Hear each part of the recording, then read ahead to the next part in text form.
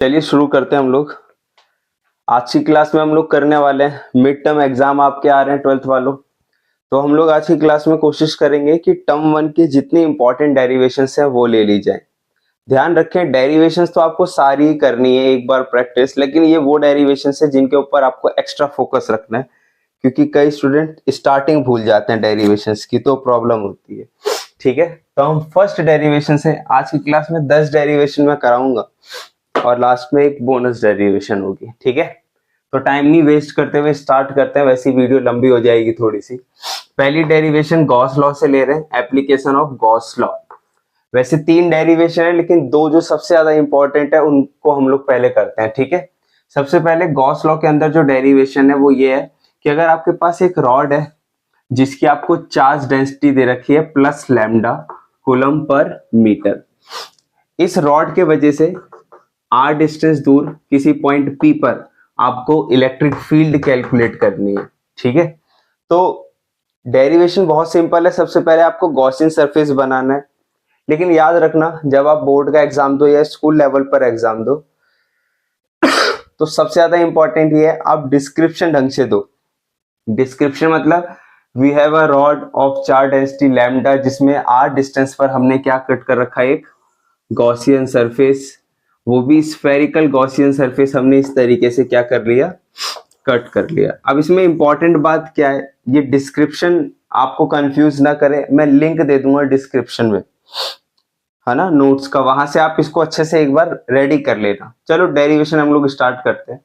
तो Gauss law से अगर मेरे को इलेक्ट्रिक फील्ड निकालनी है तो फ्लक्स का फॉर्मूला मुझे पता है कितना होता है, E vector dot ds vector, ये फ्लक्स का फॉर्मूला होता है। अब इसमें ध्यान से देखोगे तो 3 सरफेसेस आपको दिखेंगी इस गॉसियन सरफेस की।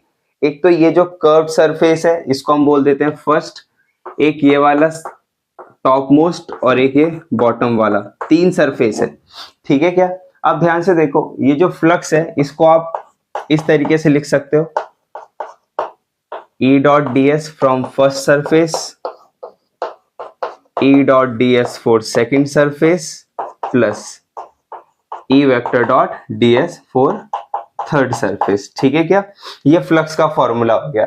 अब ध्यान से देखो क्योंकि यहाँ डॉट लगा हुआ है तो जब आप डॉट को ओपन करोगे तो ए बी कॉस थीटा आएगा। अब ध्यान से देखो एरिया वेक्टर ऊपर की तरफ, इलेक्ट्रिक फील्ड क्योंकि रॉड पॉजिटिव है तो इलेक्ट्रिक फील्ड, अगर ये रॉड है तो इसकी वजह से इलेक्ट्रिक फील्ड हर डायरेक्शन में आउटवर्ड होगी, परपेंडिकुलरली आउटवर्ड। तो इलेक्ट्रिक फील्ड इस तरफ है, दोनों के बीच में एंगल बन रहा है एरिया और इलेक्ट्रिक फील्ड में 90 डिग्री, जिसके वजह से इस वाले सरफेस पे कोई इलेक्ट्रिक फील्ड नहीं होगी क्योंकि cos 90 क्या हो गया, 0। तो सेकंड वाला और थर्ड वाला दोनों क्या हो जाएंगे, 0। याद रहे आप बताना जरूर, क्योंकि जो E वेक्टर है वो परपेंडिकुलर है DS वेक्टर के या DA वेक्टर के, जिसकी वजह से थीटा कितना हो गया, 90 डिग्री, इसीलिए ये दोनों पार्ट क्या हो गए, कैंसल आउट। तो एक पार्ट बचा, चलिए इसको सॉल्व कर लेते हैं। अब जब डॉट हटाऊंगा तो आएगा E ds cos for curve surface. ध्यान से देखना अगर आप यहां छोटा सा गॉसियन सरफेस लो जिसका एरिया परपेंडिकुलरली आउटवर्ड होगा और वो कितना होगा, ds। अब इलेक्ट्रिक फील्ड हर एक एरिया पर पैरेलल जाएगी इस तरीके से। फॉर एग्जांपल अगर ये मेरा कर्व सरफेस है तो यहां से इसका जो एरिया होगा परपेंडिकुलरली आउटवर्ड होगा और इलेक्ट्रिक फील्ड बाहर निकल रही होगी। For this surface area perpendicularly outward होगा और इलेक्ट्रिक फील्ड इस डायरेक्शन में निकल रही होगी। तो जो एंगल बनेगा इलेक्ट्रिक फील्ड और एरिया वेक्टर के बीच में वो हमेशा 0 बनेगा, cos 0, और cos 0 कितना होता है, 1। क्लियर है क्या, ध्यान से देखो एक चीज बताओ, अगर इसकी रेडियस कांस्टेंट है तो जो इलेक्ट्रिक फील्ड है हर एक r डिस्टेंस पर एक जैसी होगी, बिल्कुल।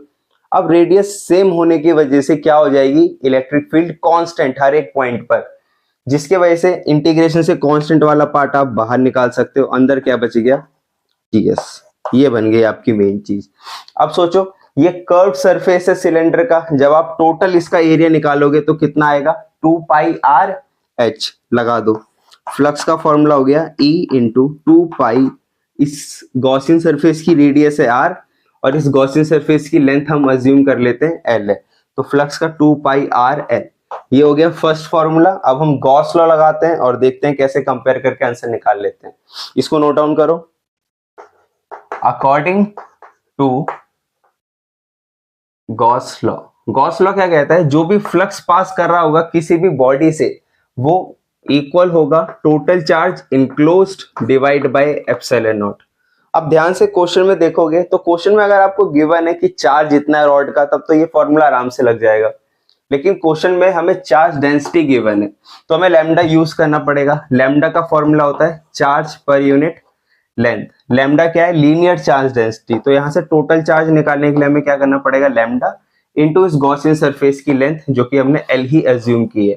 तो ये जो चार्ज का फॉर्मूला आया इसको इसमें पुट करते हैं, तो फ्लक्स इक्वल टू कितना आ गया, लैम्डा इंटू एल अपॉन में एप्सिलॉन नॉट। ये हो गई इक्वेशन नंबर हमारी सेकंड। फर्स्ट और सेकंड इक्वेशन को अगर आप कंपेयर करोगे from equation first and second, तो हम इजीली लिख सकते हैं लेफ्ट हैंड साइड बराबर है E into 2πr_L equal to lambda into L upon में एप्सिलॉन नॉट। यहां से क्या हो गया, एल से एल कैंसल आउट हो गया, तो आपका जो फाइनल इलेक्ट्रिक फील्ड आ गया इसको नीचे भेज देते हैं, लैम्डा अपॉन में 2π एप्सिलॉन नॉट आर। ठीक है क्या, आप इसको वेक्टर फॉर्म में भी लिखना चाहो तो लिख सकते हो। आपको पता है ये जो एरिया आर होगा इसकी डायरेक्शन तो यही होगी, तो आप अगर इसको वेक्टर फॉर्म में लिखना चाहो तो आप यूनिट वेक्टर का इस्तेमाल कर दो, आर आर कैप। अब इसको तो और तरीके से एक्सपेंड किया जा सकता है।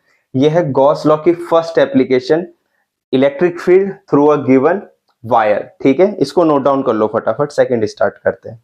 अब सेकंड डेरिवेशन लेते हैं, ये भी चैप्टर 1 की ही है, गॉस लॉ, बस एक शीट के वजह से है। तो देखो क्वेश्चन क्या है या डेरिवेशन कैसे बोलेगा, आपके पास एक 2 डायमेंशन यूनिफॉर्म शीट है इस तरीके से, इसकी चार्ज डेंसिटी आपको गिवन है, वो है plus sigma coulomb per metre square. कितना चार्ज स्टोर है पर यूनिट एरिया पर। एक सेकेंड, आवाज आ रही है मेरी, ठीक है ना। तो हमें चार्ज डेंसिटी गिवन है, अब मेरे को कहीं पर इलेक्ट्रिक फील्ड निकालनी है इसके वजह से। अब इधर ध्यान रखने वाली बात आपके लिए क्या है, अगर आपके पास ये शीट है इस पे चार्ज इस तरीके से डिस्ट्रीब्यूट हो रखा है, तो इलेक्ट्रिक फील्ड यहां से बाहर की तरफ निकल रही होगी और यहां से भी इलेक्ट्रिक फील्ड बाहर की तरफ निकल रही होगी। तो जो शीट के वजह से इलेक्ट्रिक फील्ड का डिस्ट्रीब्यूशन होगा वो इस तरीके से होगा, यहां से भी आउटवर्ड और यहां से भी आउटवर्ड। क्योंकि ये यूनिफॉर्म है तो हर जगह इलेक्ट्रिक फील्ड सेम तरीके से बिहेव कर रही होगी और यहां से कोई इलेक्ट्रिक फील्ड नहीं होगी। ठीक है क्या, तो चलो ध्यान से देखो। सबसे पहला गॉस लॉ जब आपको इस्तेमाल करना है तो सबसे इंपॉर्टेंट चीज है आप गॉसियन सरफेस बनाओ। अब एक गॉसियन सरफेस एनसीईआरटी ने बना रखा है ना, एक गॉसियन सरफेस मैं दूसरा लेकर के इसको डेराइव करता हूं। तो ध्यान से देखो, गॉस लॉ सबसे पहले लगाने के लिए मेरे को पहले फॉर्मूला लगाना पड़ेगा फ्लक्स का, E vector dot ds vector. ठीक है, चलिए देखिए पहले गॉसियन सरफेस बनाते हैं। मान लेते हैं यहां से कुछ डिस्टेंस दूर मैं एक गॉसियन सरफेस कट करता हूं, और गॉसियन सरफेस में ऐसा कट कर रहा हूं कि वो सिलेंड्रिकल होगा। इस सरफेस का एरिया a है और दोनों तरफ कट करना पड़ेगा क्योंकि इलेक्ट्रिक फील्ड दोनों ही तरफ है। ठीक है क्या, यहां पर जो एरिया होगा वो परपेंडिकुलरली आउटवर्ड इस तरफ, और यहां पर जो एरिया होगा वो परपेंडिकुलरली आउटवर्ड सॉरी इस तरीके से। इलेक्ट्रिक फील्ड यहां से इसी तरीके से जा रही होगी, और जैसे कि मैंने बताया यहां पर इलेक्ट्रिक फील्ड इस डायरेक्शन में नहीं है, इसी तरफ है। तो अगर आप ध्यान से समझो इस चीज को, यहां पर इलेक्ट्रिक फील्ड और एरिया वेक्टर के बीच में जो एंगल बन रहा है वो 0 डिग्री है, और यहां पर जो एंगल बन रहा है वो भी कितना डिग्री है, 0 डिग्री है। तो बस एकदम नॉर्मल तरीके से इसका आप फॉर्मूला लगा सकते हो। इनफैक्ट सब कुछ यूनिफॉर्म है तो आप इस फॉर्मूले को ऐसा भी लिख सकते हो, EA cos थीटा। ठीक है क्या, क्योंकि दो सरफेसेस है तो दोनों के लिए हम लोग करते हैं EA cos theta plus EA cos theta for first surface A, for second surface B। Clear है, अगर आप चाहो इसको डायरेक्ट ऐसे लिख सकते हो, कोई इसमें गलत बात नहीं होगी। ये एंगल भी कितना होगा, 0 degree, cos 0 degree 1, cos 0 degree 1। Clear है क्या, ध्यान से अगर आप इस फ्लक्स के फॉर्मूले को देखोगे तो ये कितना आ गया, 2EA। ये तो आपकी हो गई इक्वेशन नंबर 1। ठीक है, ये इक्वेशन नंबर हमारी क्या हो गई, 1। अब आप क्या करते हो, according to Gauss law, according to Gauss law. Gauss law क्या कहता है? Total flux equal to charge enclosed divide by epsilon naught. अब क्वेश्चन में फिर से अगर आपको चार्ज गिवन हो तो आप क्यू से काम चला सकते हो, लेकिन आपको चार्ज गिवन ही नहीं है, सिग्मा गिवन है। तो ध्यान से देखो, सिग्मा होता है चार्ज पर यूनिट एरिया। जैसे लैम्डा था, लैम्डा क्या होता है? Charge per unit length. Sigma होता है charge per unit area. Area तो एक जैसा ही है, हम ए एज्यूम कर ले रहे हैं, तो यहां से चार्ज की वैल्यू कितनी आ गई है? सिग्मा इंटू ए। ठीक है क्या? तो इसको यहां पर पुट करते हैं और देखते हैं क्या आ रहा है। सिग्मा ए अपॉन में एप्सिलॉन नॉट, ये इक्वेशन मेरी हो गई second. Now from first and second equation यहां से हम लिख सकते हैं 2e a equal to sigma a upon में एप्सिलॉन नॉट। a से a गया और यहां से हमारी जो इलेक्ट्रिक फील्ड बन करके आ गई वो कितनी आ गई? ये 2 है, ये यहां चला जाएगा, सिग्मा अपॉन में 2 एप्सिलॉन नॉट। ये हमारी आ गई इलेक्ट्रिक फील्ड और आउटवर्ड डायरेक्शन में दोनों ही तरफ से आउटवर्ड होगी। लेकिन आप ध्यान रखो, जब आप बोर्ड में ये क्वेश्चन करोगे तो आप डायरेक्ट यहां से मत स्टार्ट करो। आप सबसे पहले उसको गिवन डिस्क्रिप्शन दो कि we have a sheet of charge density. ये मैं उसके लिए नोट्स की लिंक आपको दे दूंगा, आप वहां से इसको कर सकते हो। इसको नोट डाउन कर लो, फिर हम अपनी थर्ड और मोस्ट डिफिकल्ट लगती है बच्चों को ये वाली डेरिवेशन स्टार्ट करते हैं।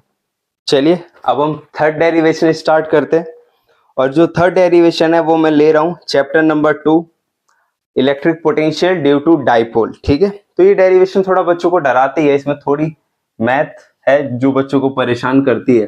ध्यान से देखो, आपके पास एक डाइपोल है, यहां पर चार्ज है माइनस क्यू, यहां पर चार्ज है प्लस क्यू। इस डाइपोल का ये सेंटर है जिसका नाम हम रख देते हैं ओ। डाइपोल की लेंथ 2a है, तो सिमेट्री के अकॉर्डिंग ये डिस्टेंस हो गई a और ये वाली डिस्टेंस क्या हो गई a। अब क्वेश्चन क्या है, इस डाइपोल के वजह से r डिस्टेंस दूर किसी थीटा एंगल पर, ये जो चीजें मैं बोल रहा हूं ये क्वेश्चन है, एक डाइपोल के वजह से r डिस्टेंस दूर किसी थीटा एंगल पर आपको p पॉइंट पर क्या निकालनी है? Electric potential. क्या निकालना है p पॉइंट पर? Electric potential. ठीक है, तो ये तो हमारा डिस्क्रिप्शन हो गया जो आप लोग लिखोगे अच्छे से इसे।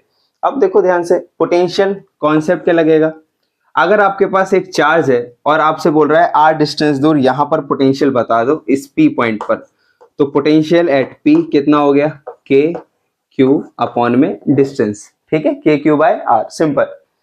अब प्रॉब्लम क्या है, हमारे पास चार्ज तो है लेकिन इसको मिलाने वाली ये जो डिस्टेंस है ये गिवन नहीं है। अगर इस पॉइंट का लेट सपोज हम नाम रख देते हैं a, इस पॉइंट का नाम मैं रख देता हूं b, तो मेरे पास ना तो AP है ना ही मेरे पास BP है, और यही BP फुलाने वाली बात है। ठीक है क्या? तो देखो किस तरीके से हम AP और BP की वैल्यू निकालेंगे, लेकिन उससे पहले पोटेंशियल P पर हमें कैलकुलेट करना है। मुझे क्या क्या पता है? पोटेंशियल A पॉइंट के वजह से P पर हम इसको कैसे लिख सकते हैं? K माइनस क्यू अपॉन में, ये डिस्टेंस को मैं AP ही बोल दे रहा हूं, अभी इसको बोल दिया मैंने AP। Similarly potential due to B point कितना होगा? K, चार्ज दे रखा है प्लस का Q और डिस्टेंस क्या हो गया? BP। जब आप ये दोनों की मदद से टोटल पोटेंशियल निकालोगे P पर, वो कितना आएगा? पोटेंशियल P, पोटेंशियल A के वजह से प्लस पोटेंशियल B पर। पोटेंशियल स्केलर क्वांटिटी है तो हम डायरेक्ट इसे ऐड कर सकते हैं, हमारे लिए कोई बहुत बड़ी बात नहीं है। तो देखो पहले पॉजिटिव वाले को आगे लिख लेते हैं, K Q अपॉन में BP माइनस, क्योंकि ये माइनस का है, किया मैंने, हमने ऐड ही है, K Q अपॉन में AP। ठीक है क्या? ध्यान से देखो, यहां से क्या कॉमन है? K Q कॉमन है, 1 अपॉन में BP माइनस 1 अपॉन में AP। इसको हम अपनी इक्वेशन नंबर बोल रहे हैं फर्स्ट। अब मेरे को BP और AP की वैल्यू निकल गई तो हमारा काम हो जाएगा। इस इक्वेशन का मुझे काम लगेगा तो इसको मैं यहां पर उतार दे रहा हूं, K Q 1 अपॉन में BP माइनस 1 अपॉन में AP। तो चलो फटाफट AP और BP की वैल्यू निकालते हैं, इसको नोट डाउन कर लो। ठीक है, अब इधर थोड़ा सा आप अपना ध्यान लगाना ताकि आपको AP और BP की वैल्यू मिल जाए। ध्यान से देखो, नॉर्मल ज्योमेट्री यूज कर रहा हूं मैं, क्योंकि अब आप जो भी मैं काम करने जा रहा हूं इस डायग्राम में ही कर सकते हो, इतने एक्सपर्ट आप हो जाओगे प्रैक्टिस के दौरान। लेकिन अभी मैं इसको सिर्फ समझाने के लिए इसको थोड़ा जूम इन करके यहां पर बना लेता हूं इस डायग्राम को। ये पॉइंट है मेरा बी, ये वाला पॉइंट है ओ, ये एंगल दे रखा है थीटा, ये डिस्टेंस दे रखी है आर, इस पॉइंट को क्या रखा है सॉरी, मुझे निकालना क्या है, इस बीपी की वैल्यू निकालनी है। तो ध्यान से देखो मैं क्या करूंगा, इस शॉर्ट वाली लेंथ से एक परपेंडिकुलर गिराऊंगा इस तरीके से, ये एंगल कितना हो गया 90 डिग्री, और इस परपेंडिकुलर का नाम मैं रख देता हूं एम, बी एम। तो ध्यान से देखो कॉन्सेप्ट क्या है, अगर इस तरीके से दो लाइंस हो, ठीक है, आपको साफ साफ पता चल रहा है एक लाइन बहुत बड़ी है और एक लेंथ दोनों थोड़ी छोटी है, आपको क्या करना है, जितनी डिस्टेंस ये है मान लेते हैं आर, अगर आप चाहते हो इसमें से आर लेंथ की ही डिस्टेंस काटनी है तो आप कुछ नहीं करो, इसके ऊपर एक परपेंडिकुलर गिरा दो। जैसे ही आप परपेंडिकुलर गिराओगे तो ये वाली लेंथ भी आर होगी, ठीक है। तो ध्यान से देखो, एक सेकंड कैमरा चल रहा है क्या, तो ध्यान से देखो मैंने क्या किया, ये डिस्टेंस पूरी दे रखी थी मुझे आर, जैसे ही मैंने इसके ऊपर परपेंडिकुलर गिराया, इसको रफ कर दूं, चलिए ध्यान से देखो, ये बीपी किसके बराबर हो गया, पीएम के, तो बीपी किसके बराबर हो गया, पीएम के। और पीएम को आप क्या लिख सकते हो, इस वाली लेंथ को, पूरी लेंथ आपको दे रखी है आर, तो पूरी लेंथ आर, आर में से अगर आप ओएम को माइनस कर दो तो वापस से पीएम आ जाएगा, बहुत सिंपल मैथ है, ये है आर, इसमें से ओएम गया तो क्या बचा एमपी, और जो एमपी या पीएम बोल सकते हो वो किसके बराबर होगा, बीपी के।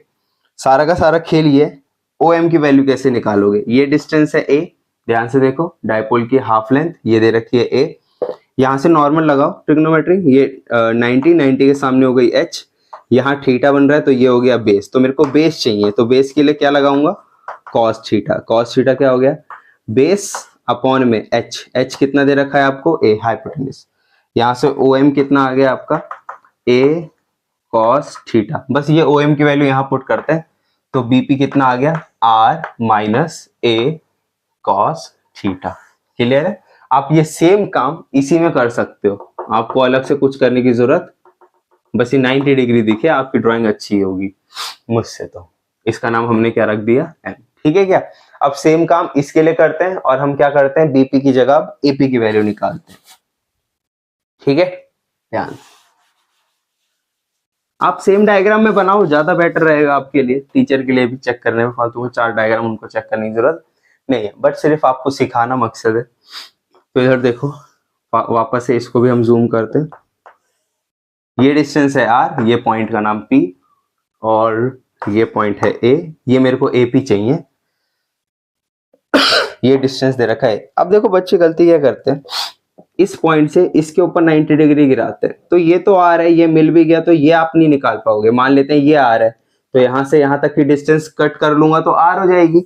अब ये कैसे निकालूंगा, रीजन थीटा, अगर ये एंगल थीटा दे रखा है तो हमें नहीं पता ये एंगल कितना है, आप अपनी मर्जी से काम करोगे तो एक से ज्यादा वेरिएबल क्रिएट हो जाएंगे जो कि प्रॉब्लम देगा, तो मेरे को एंगल नहीं पता, अदरवाइज तो मैं इधर परपेंडिकुलर गिराता तो भी काम चल जाता। तो देखो इस प्रॉब्लम को दूर करने के लिए हम क्या करते हैं, हम इस वाली लाइन को ऐसा ज्यूम एक्सटेंड कर देते हैं, ठीक है। अब सोचो अगर मैं इस वाली लाइन से इसके ऊपर एक परपेंडिकुलर गिरा दूं इस तरीके से, तो मुझे क्या पता चल रहा है कि ये जो एपी है ये किसके बराबर, इसका नाम रख देते हैं एन, एपी किसके बराबर हो जाएगा पी एन के, और पी एन को आप क्या लिख सकते हो, इस पॉइंट का नाम था ओ, पी एन को क्या लिख सकते हो आप, ये डिस्टेंस है आर प्लस ओ एन, बस ओ एन पता लगा लो हो गया, ठीक है। ओ एन भी बड़ा सिंपल है, 90 के सामने होती है एच जो कि ए दे रखी है, ये एंगल थीटा, तो वर्टिकली अपोजिट एंगल से ये वाला एंगल भी क्या हो गया थीटा, यही एंगल मेरे को ऊपर वाले में गिवन नहीं था, जैसे नीचे काम किया गिवन हो गया, ठीक है, ये एंगल थीटा। तो ध्यान से देखो बेस निकालना है, एच दे रखा है, सबको पता है क्या लगेगा, क्लास 10 से पढ़ रहे हो, कॉस थीटा बेस अपॉन में एच, फिर से वही वैल्यू आ रही है ओ एन की ए कॉस थीटा, तो एपी की वैल्यू भी कितनी आ गई R plus A cos theta. Now एक लाइन लिख लो, put the value of AP and BP in equation number, हमारी जो क्या इक्वेशन थी फर्स्ट, एपी और बीपी की वैल्यू निकालते हैं, फिर नॉर्मल सॉल्व करते हैं, इसको नोट डाउन करो।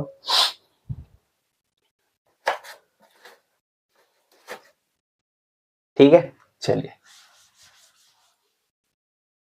आप लोग एनसीईआरटी के एग्जाम्पल्स जरूर करके जाइएगा, भले ही आप एक्सरसाइज को स्किप कर दो लेकिन एग्जाम्पल को स्किप बिल्कुल भी मत करना। जैसे हो सके तो पूरे ही करना, आपके एग्जाम के ऊपर टारगेट है। चलो अब हम दोनों वैल्यू को इसमें पुट करते हैं। मैंने दोनों वैल्यू ही मिटा दी, गुड।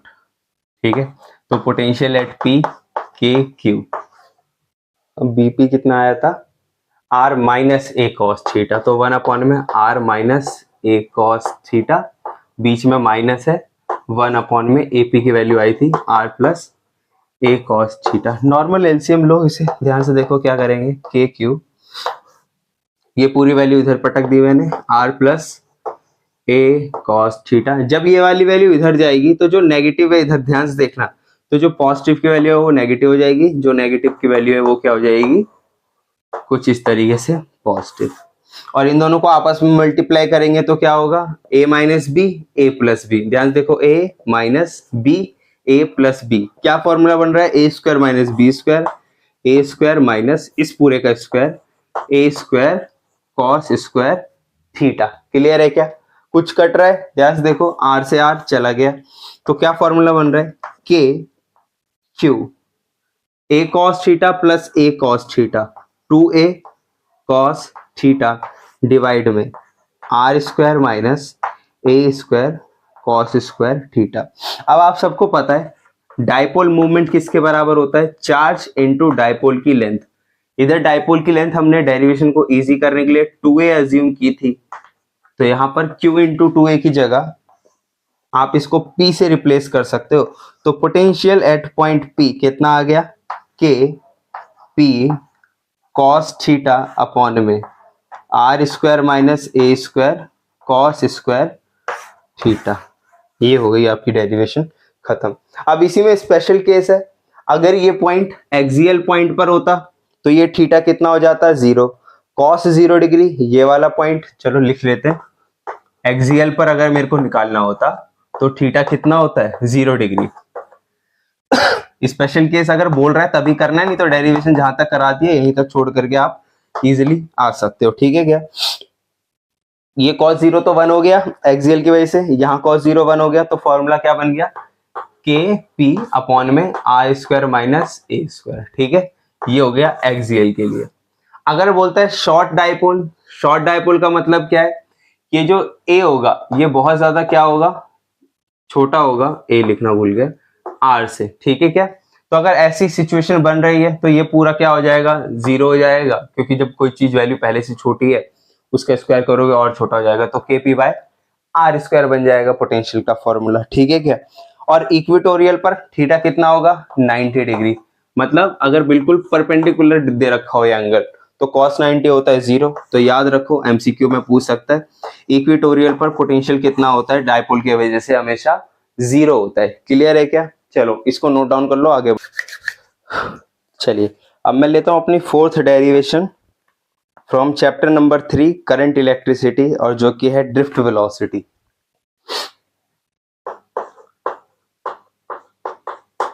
ड्रिफ्ट वेलोसिटी, ठीक है क्या, अब इधर देखो ध्यान से, ड्रिफ्ट वेलोसिटी क्या होती है। मान लेते हैं मेरे पास एक कंडक्टर है, ठीक है, कोई भी कंडक्टर हो सकता है। अब अगर मैंने कोई बैटरी नहीं कनेक्ट कर रखी है, ठीक है, तो सारे इसके इलेक्ट्रॉन्स अलग अलग डायरेक्शन में इस तरीके से लगातार एक दूसरे को रिपल्सिव फोर्स लगा के किसी टेम्परेचर की वजह से मूव कर रहे होंगे। तो सभी इलेक्ट्रॉन के जो एवरेज वेलोसिटी होगी, इनिशियल एवरेज, और एवरेज कैसे निकालोगे, u1 plus u2 plus and so on divide by कितने नंबर ऑफ इलेक्ट्रॉन है उससे डिवाइड कर दोगे, तो ये पूरी वैल्यू कितनी होगी, 0, जब तक आपने कोई बैटरी इसमें कनेक्ट नहीं की है। ठीक है क्या, अब ड्रिफ्ट वेलोसिटी को समझने के लिए, उसकी डेरिवेशन करने के लिए हम क्या करते हैं, आपको एक चीज पता होनी चाहिए कि इनिशियल, किस चीज को मैं इनिशियल बोल रहा हूं। जब मैंने बैटरी नहीं कनेक्ट की थी तो इनिशियल एवरेज वेलोसिटी सारे इलेक्ट्रॉन की क्या होगी, 0, सारे, मतलब टोटल कंडक्टर की जो इनिशियल एवरेज वेलोसिटी है वो हमेशा क्या होगी, 0। ऐसा थोड़ी ना कोई कॉपर की वायर पड़ी हुई है कहीं पर लगा हुआ नहीं है तो आप उसको टच करोगे तो करंट लगेगा, नहीं, क्योंकि एवरेज वेलोसिटी क्या है, 0। अब देखते हैं हम क्या करते हैं, इसमें एक इस तरीके से बैटरी को कनेक्ट करते हैं, पॉजिटिव टर्मिनल नेगेटिव टर्मिनल। तो अगर ये पॉजिटिव है जिसकी वजह से यहाँ पोटेंशियल पॉजिटिव क्रिएट होगा और यहाँ पोटेंशियल नेगेटिव क्रिएट होगा। आप सबको पता है जब भी पोटेंशियल डिफरेंस आता है तो पोटेंशियल डिफरेंस की वजह से क्रिएट होती है एक इलेक्ट्रिक फील्ड। तो यहाँ एक एक्सटर्नल इलेक्ट्रिक फील्ड बन जाएगी। और इलेक्ट्रिक फील्ड का अगर आपको फॉर्मूला याद हो, इलेक्ट्रिक फील्ड हमने कैसे डिफाइन करा था, फोर्स पर यूनिट चार्ज। ठीक है, अब चार्ज क्योंकि इधर इलेक्ट्रॉन है तो चार्ज की जगह हम क्या लिख देते हैं, ई लिख देते हैं। आप नेगेटिव भी लगा सकते हो चाहो तो, क्योंकि नेगेटिव साइन होता है ना। ठीक है, तो जो फोर्स आ गया इन चार्ज पर इलेक्ट्रिक फील्ड की वजह से, ये कितना बन गया, Q इंटू ई, यानी कि E इंटू ई, ये फोर्स लगेगा। तो होगा क्या, जो भी इलेक्ट्रॉन जिस भी डायरेक्शन में जा रहे थे वो ज्यादातर इलेक्ट्रॉन सेम इस डायरेक्शन में चलने लगेंगे। हो सकता है एक आध की डायरेक्शन रैंडम हो, लेकिन सबकी जो एवरेज होगा वो एक तरफ आएगा, जिसकी वजह से इलेक्ट्रॉन जैसे ऐसे आने स्टार्ट होंगे, करंट हमारा इस तरीके से, करंट की डायरेक्शन इलेक्ट्रॉन के अपोजिट होती है तो करंट ऐसे जाना स्टार्ट हो जाएगा। अब देखो, अब इनकी कुछ एवरेज वेलोसिटी होगी और वो जीरो के बराबर नहीं होगी। बस जैसे ही आपने इलेक्ट्रिक फील्ड लगाई, इलेक्ट्रिक फील्ड लगाने के बाद इन सभी इलेक्ट्रॉन की जो एवरेज वेलोसिटी होती है उसी को बोलते हैं ड्रिफ्ट वेलोसिटी, और वही हमको क्या करनी है, कैलकुलेट। तो चलिए उसको कैलकुलेट कर लेते हैं। तो ध्यान से देखो, इसके लिए मैं क्या करूंगा, सबसे पहले जैसे कि मैंने ये चीज लिखी, चाहे तो इसको मैं वापस से लिख लेता हूं डेरिवेशन की स्टार्टिंग में, फोर्स अपॉन में माइनस क्यू, और जो फोर्स लग रहा होगा वो कितना होगा, माइनस का E इंटू ई। अब अगर मेरे पास फोर्स है तो इस फोर्स को मैं लिख सकता हूं mass into acceleration, E into E. यहां से एक्सेलरेशन हो गया इलेक्ट्रॉन्स का, वो कितना आया, E बाय m। इस इक्वेशन को आप संभाल करके रखो, इक्वेशन नंबर 1 डाल दो। ठीक है क्या, जो चीज मैंने यहां लिखी थी वही चीज मैंने वापस से वहां लिख दी है। नाउ अब एवरेज वेलोसिटी या ड्रिफ्ट वेलोसिटी क्या होती है, जैसे इलेक्ट्रिक फील्ड लगाई तो जो सभी इलेक्ट्रॉन की फाइनल वेलोसिटी होगी उनका एवरेज। और कैसे निकालेंगे, सभी वेलोसिटी को आप ऐड करो और जितने इलेक्ट्रॉन है उससे क्या कर दो, डिवाइड कर दो। बस अब इस फॉर्मूले को सॉल्व करना है। ध्यान से देखो, क्या V equal to U plus A T, ये फॉर्मूला आप लोग जानते हो, ये हर एक इलेक्ट्रॉन के लिए। इनिशियल वेलोसिटी क्या थी इलेक्ट्रॉन की, क्या हर एक इलेक्ट्रॉन की इनिशियल वेलोसिटी जीरो थी, नहीं, एवरेज, सबका एवरेज जीरो था, यू जीरो नहीं था, ना ही फाइनल जीरो है। एक्सेलरेशन और क्या है, टाइम। तो चलो सबके लिए ये वैल्यू पुट करने की कोशिश करते हैं। तो क्या होगा, drift velocity equal to v1 के लिए अगर हम फॉर्मूला लगाएंगे तो v1 की जगह क्या लिख सकते हैं, u1 प्लस ए t1। ध्यान से देखो, इन सभी इलेक्ट्रॉन को एक्सेलरेट कराने वाला सोर्स एक ही है, तो सबका एक्सेलरेशन क्या होगा, एक जैसा। ठीक है, ए t1 प्लस u2 इसके लिए प्लस ए t2। ये जो t है, दो कॉलिजन के बीच का टाइम है, एक इलेक्ट्रॉन दूसरे इलेक्ट्रॉन से कोलाइड करेगा, उसमें कितना टाइम गैप लग रहा है वही चीज है, एंड सो ऑन। ये कितना बन जाएगा, u1 plus A T N N divide में टोटल नंबर ऑफ इलेक्ट्रॉन जितने थे n। अब इस इलेक्ट्रॉन को आप ऐसे सेपरेट कर सकते हो, ध्यान से देखो, u1 plus u2 plus u3 plus and so on un divide by n। एक पार्ट ये हो गया इसका, प्लस ध्यान से देखो जो अगले टर्म्स बचे हैं, AT1 AT2 ATN ऐसे जा रहे हैं, इन सब में एक चीज कॉमन है, वो है एक्सेलरेशन। तो A कॉमन ले लिया, अंदर क्या बचा, T1 plus T2 plus T3 and so on Tn और डिवाइड बाय। ठीक है क्या, पहले आप इतना नोट डाउन कर लो। आपको एक चीज पता है, ये जो इनिशियल एवरेज वेलोसिटी थी, इनिशियल का मतलब क्या है, जब बैटरी कनेक्ट नहीं था, ये हमेशा कितनी होगी, जीरो होगी। ठीक है क्या, इसको नोट डाउन करो, इसको रफ कर देता हूं मैं। ठीक है क्या,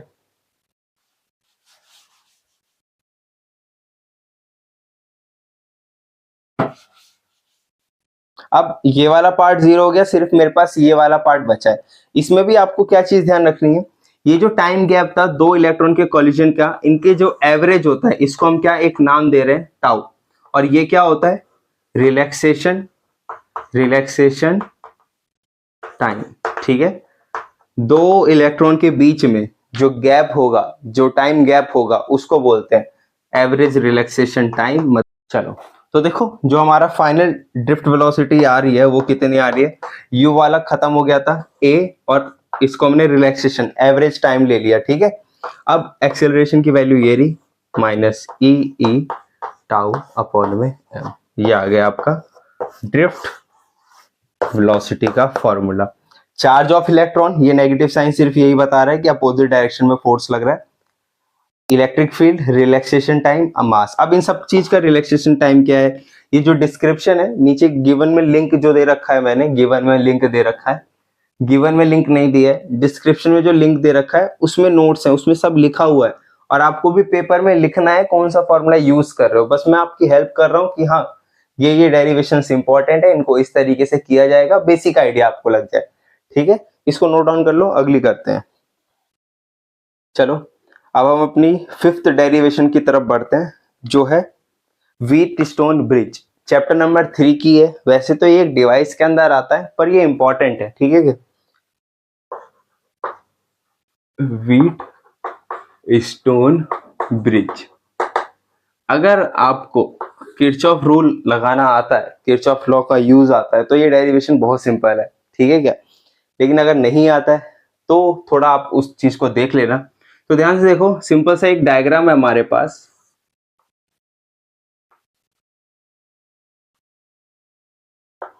एक रेजिस्टेंस यहां पर है, एक रेजिस्टेंस यहां पर है, रेजिस्टेंस यहां पर है, एक रेजिस्टेंस यहां पर है। इसका नाम है R1, R2, R3, R4, ठीक है। और इनके बीच में यहां पर लगा हुआ है एक गैल्वेनोमीटर, और ये जो गैल्वेनोमीटर है इसके रेजिस्टेंस को हम G ही मान ले रहे हैं, ठीक है, रखते। और यहां पर मैंने एक लगा रखी है इस तरीके से बैटरी, ठीक है। तो जब भी ऐसे डिवाइस वगैरह आते हैं तो सबसे पहले आपको जो चीजें लिखनी होती है वो इनका प्रिंसिपल, कंस्ट्रक्शन, वो सब आप लोग लिखना अच्छे से, ठीक है क्या, है ना। अब इधर देखो, किरचॉफ रूल लगाते हैं और कंडीशन लगानी है। क्वेश्चन जब भी आएगा आपको व्हीट स्टोन ब्रिज का तो हमें से यही बोलेगा कि ये डिवाइस क्या है, किस चीज की जगह यूज होता है और इसका प्रिंसिपल क्या है, इक्विवेलेंस ऑफ रेजिस्टेंस के ऊपर ये काम करता है, और बस यही सब इसमें पूछेगा। और बैलेंस कंडीशन ड्राइव करने के लिए आती है। बैलेंस कंडीशन क्या होती है, जब गैल्वेनोमीटर नल डिफ्लेक्शन शो करता है, आपने ये लैब में किया होगा जिसके अंदर हम क्या करते हैं, सर्किट को कंपेयर करने के लिए एक जॉकी होती है, आपको आप जॉकी से इधर इस वायर पर ऐसे टच करते हो, एक पॉइंट ऐसा आता है जहां पर आप गैल्वेनोमीटर में देखोगे तो जो डिफ्लेक्शन होगा वो जीरो होगा। गैल्वेनोमीटर एक ऐसा डिवाइस है जब करंट होगा तो वो डिफ्लेक्ट करेगा। तो अगर सुई ऐसे, इसका मतलब डिफ्लेक्शन जीरो है, इधर या इधर जा रही है इसका मतलब कुछ ना कुछ सर्किट में करंट है। तो डिफ्लेक्शन भी जीरो क्यों होता है, उसका रीजन बड़ा सिंपल है कि एक टाइम पर इस पॉइंट पर, इसका नाम अगर मैं रख रहा हूं ABCD, ये पॉइंट B और D का पोटेंशियल क्या हो जाता है, सेम हो जाता है। जब चैप्टर 3 में पढ़ाऊंगा ना आपको तो डिटेल में समझाऊंगा, अभी हम डेरिवेशन कर रहे हैं सिर्फ, ठीक है। तो B का और D का पोटेंशियल क्या हो जाता है, सेम हो जाता है, जिसकी वजह से इधर कोई करंट नहीं आता। अब कोई करंट इधर नहीं आएगा तो ऐसे सीधा निकल जाएगा। क्लियर है क्या। तो चलो इस डेरिवेशन को करते हैं, हमें बस किरचॉफ रूल लगाना है। अब किरचॉफ रूल लगाने का बड़ा सिंपल सा तरीका है, ठीक है। वो रूल क्या है, मान लेते हैं आपको पास एक बैटरी है, इस तरीके से आप ऐसे जा रहे हो, ठीक है, आप ऐसे इस तरीके से जा रहे हो। अगर बैटरी का पॉजिटिव टर्मिनल मिला तो आप लिखोगे प्लस का V, अगर आप ऐसे आ रहे होते हैं बैटरी का नेगेटिव टर्मिनल मिलता तो आप लिखते माइनस का V। मान लेते हैं ये 10 वोल्ट है तो प्लस का 10 वोल्ट या माइनस का 10 वोल्ट। और रेजिस्टेंस का क्या केस है, मान लेते हैं ये रेजिस्टेंस लगा है, सर्किट में करंट जा रहा है I, इसका रेजिस्टेंस है R। आपने एक डायरेक्शन डिसाइड करी अपने मूव करने की, आप ऐसे जा रहे हो तो आप देखो करंट की और आपकी डायरेक्शन अगर सेम होगी तो इधर जो पोटेंशियल ड्रॉप होगा उसको आप लिखोगे प्लस का IR। बट आपने डायग्राम कुछ इस तरीके से लिया हुआ था कि आप ऐसे जा रहे थे, तो आप देखो करंट और आपकी डायरेक्शन जस्ट अपोजिट है, तो आप पोटेंशियल ड्रॉप लिखोगे किस तरीके से, माइनस का I इंटू R। अब ज्यादा बातें नहीं करते हुए इन दोनों पॉइंट का इस्तेमाल करके हम इसमें डायरेक्ट क्या करते हैं, किरचॉफ रूल लगाते हैं। तो देखो ध्यान से, यहाँ पर मेरे पास 2 लूप दिख रहे हैं, ठीक है। तो एक एक लूप के लिए हम काम करना स्टार्ट करते हैं। पहला फॉर लूप ABDA, इस लूप के ऊपर हम लोग काम करते हैं, ठीक है। सबसे पहले करंट बना लेते हैं हम लोग इसके अंदर। हाँ, यहां से करंट आई, यहां पर करंट चलेगी, मान लेते हैं क्या I1, और यहां पर जो करंट गई वो कितनी गई, I माइनस I1। यहां करंट अगर 2 एम्पियर जा रही है, टोटल थी 10, 2 इधर चली गई तो इधर क्या लिख सकते हो, 10 माइनस 2 8 एम्पियर। तो यहां करंट गया I1।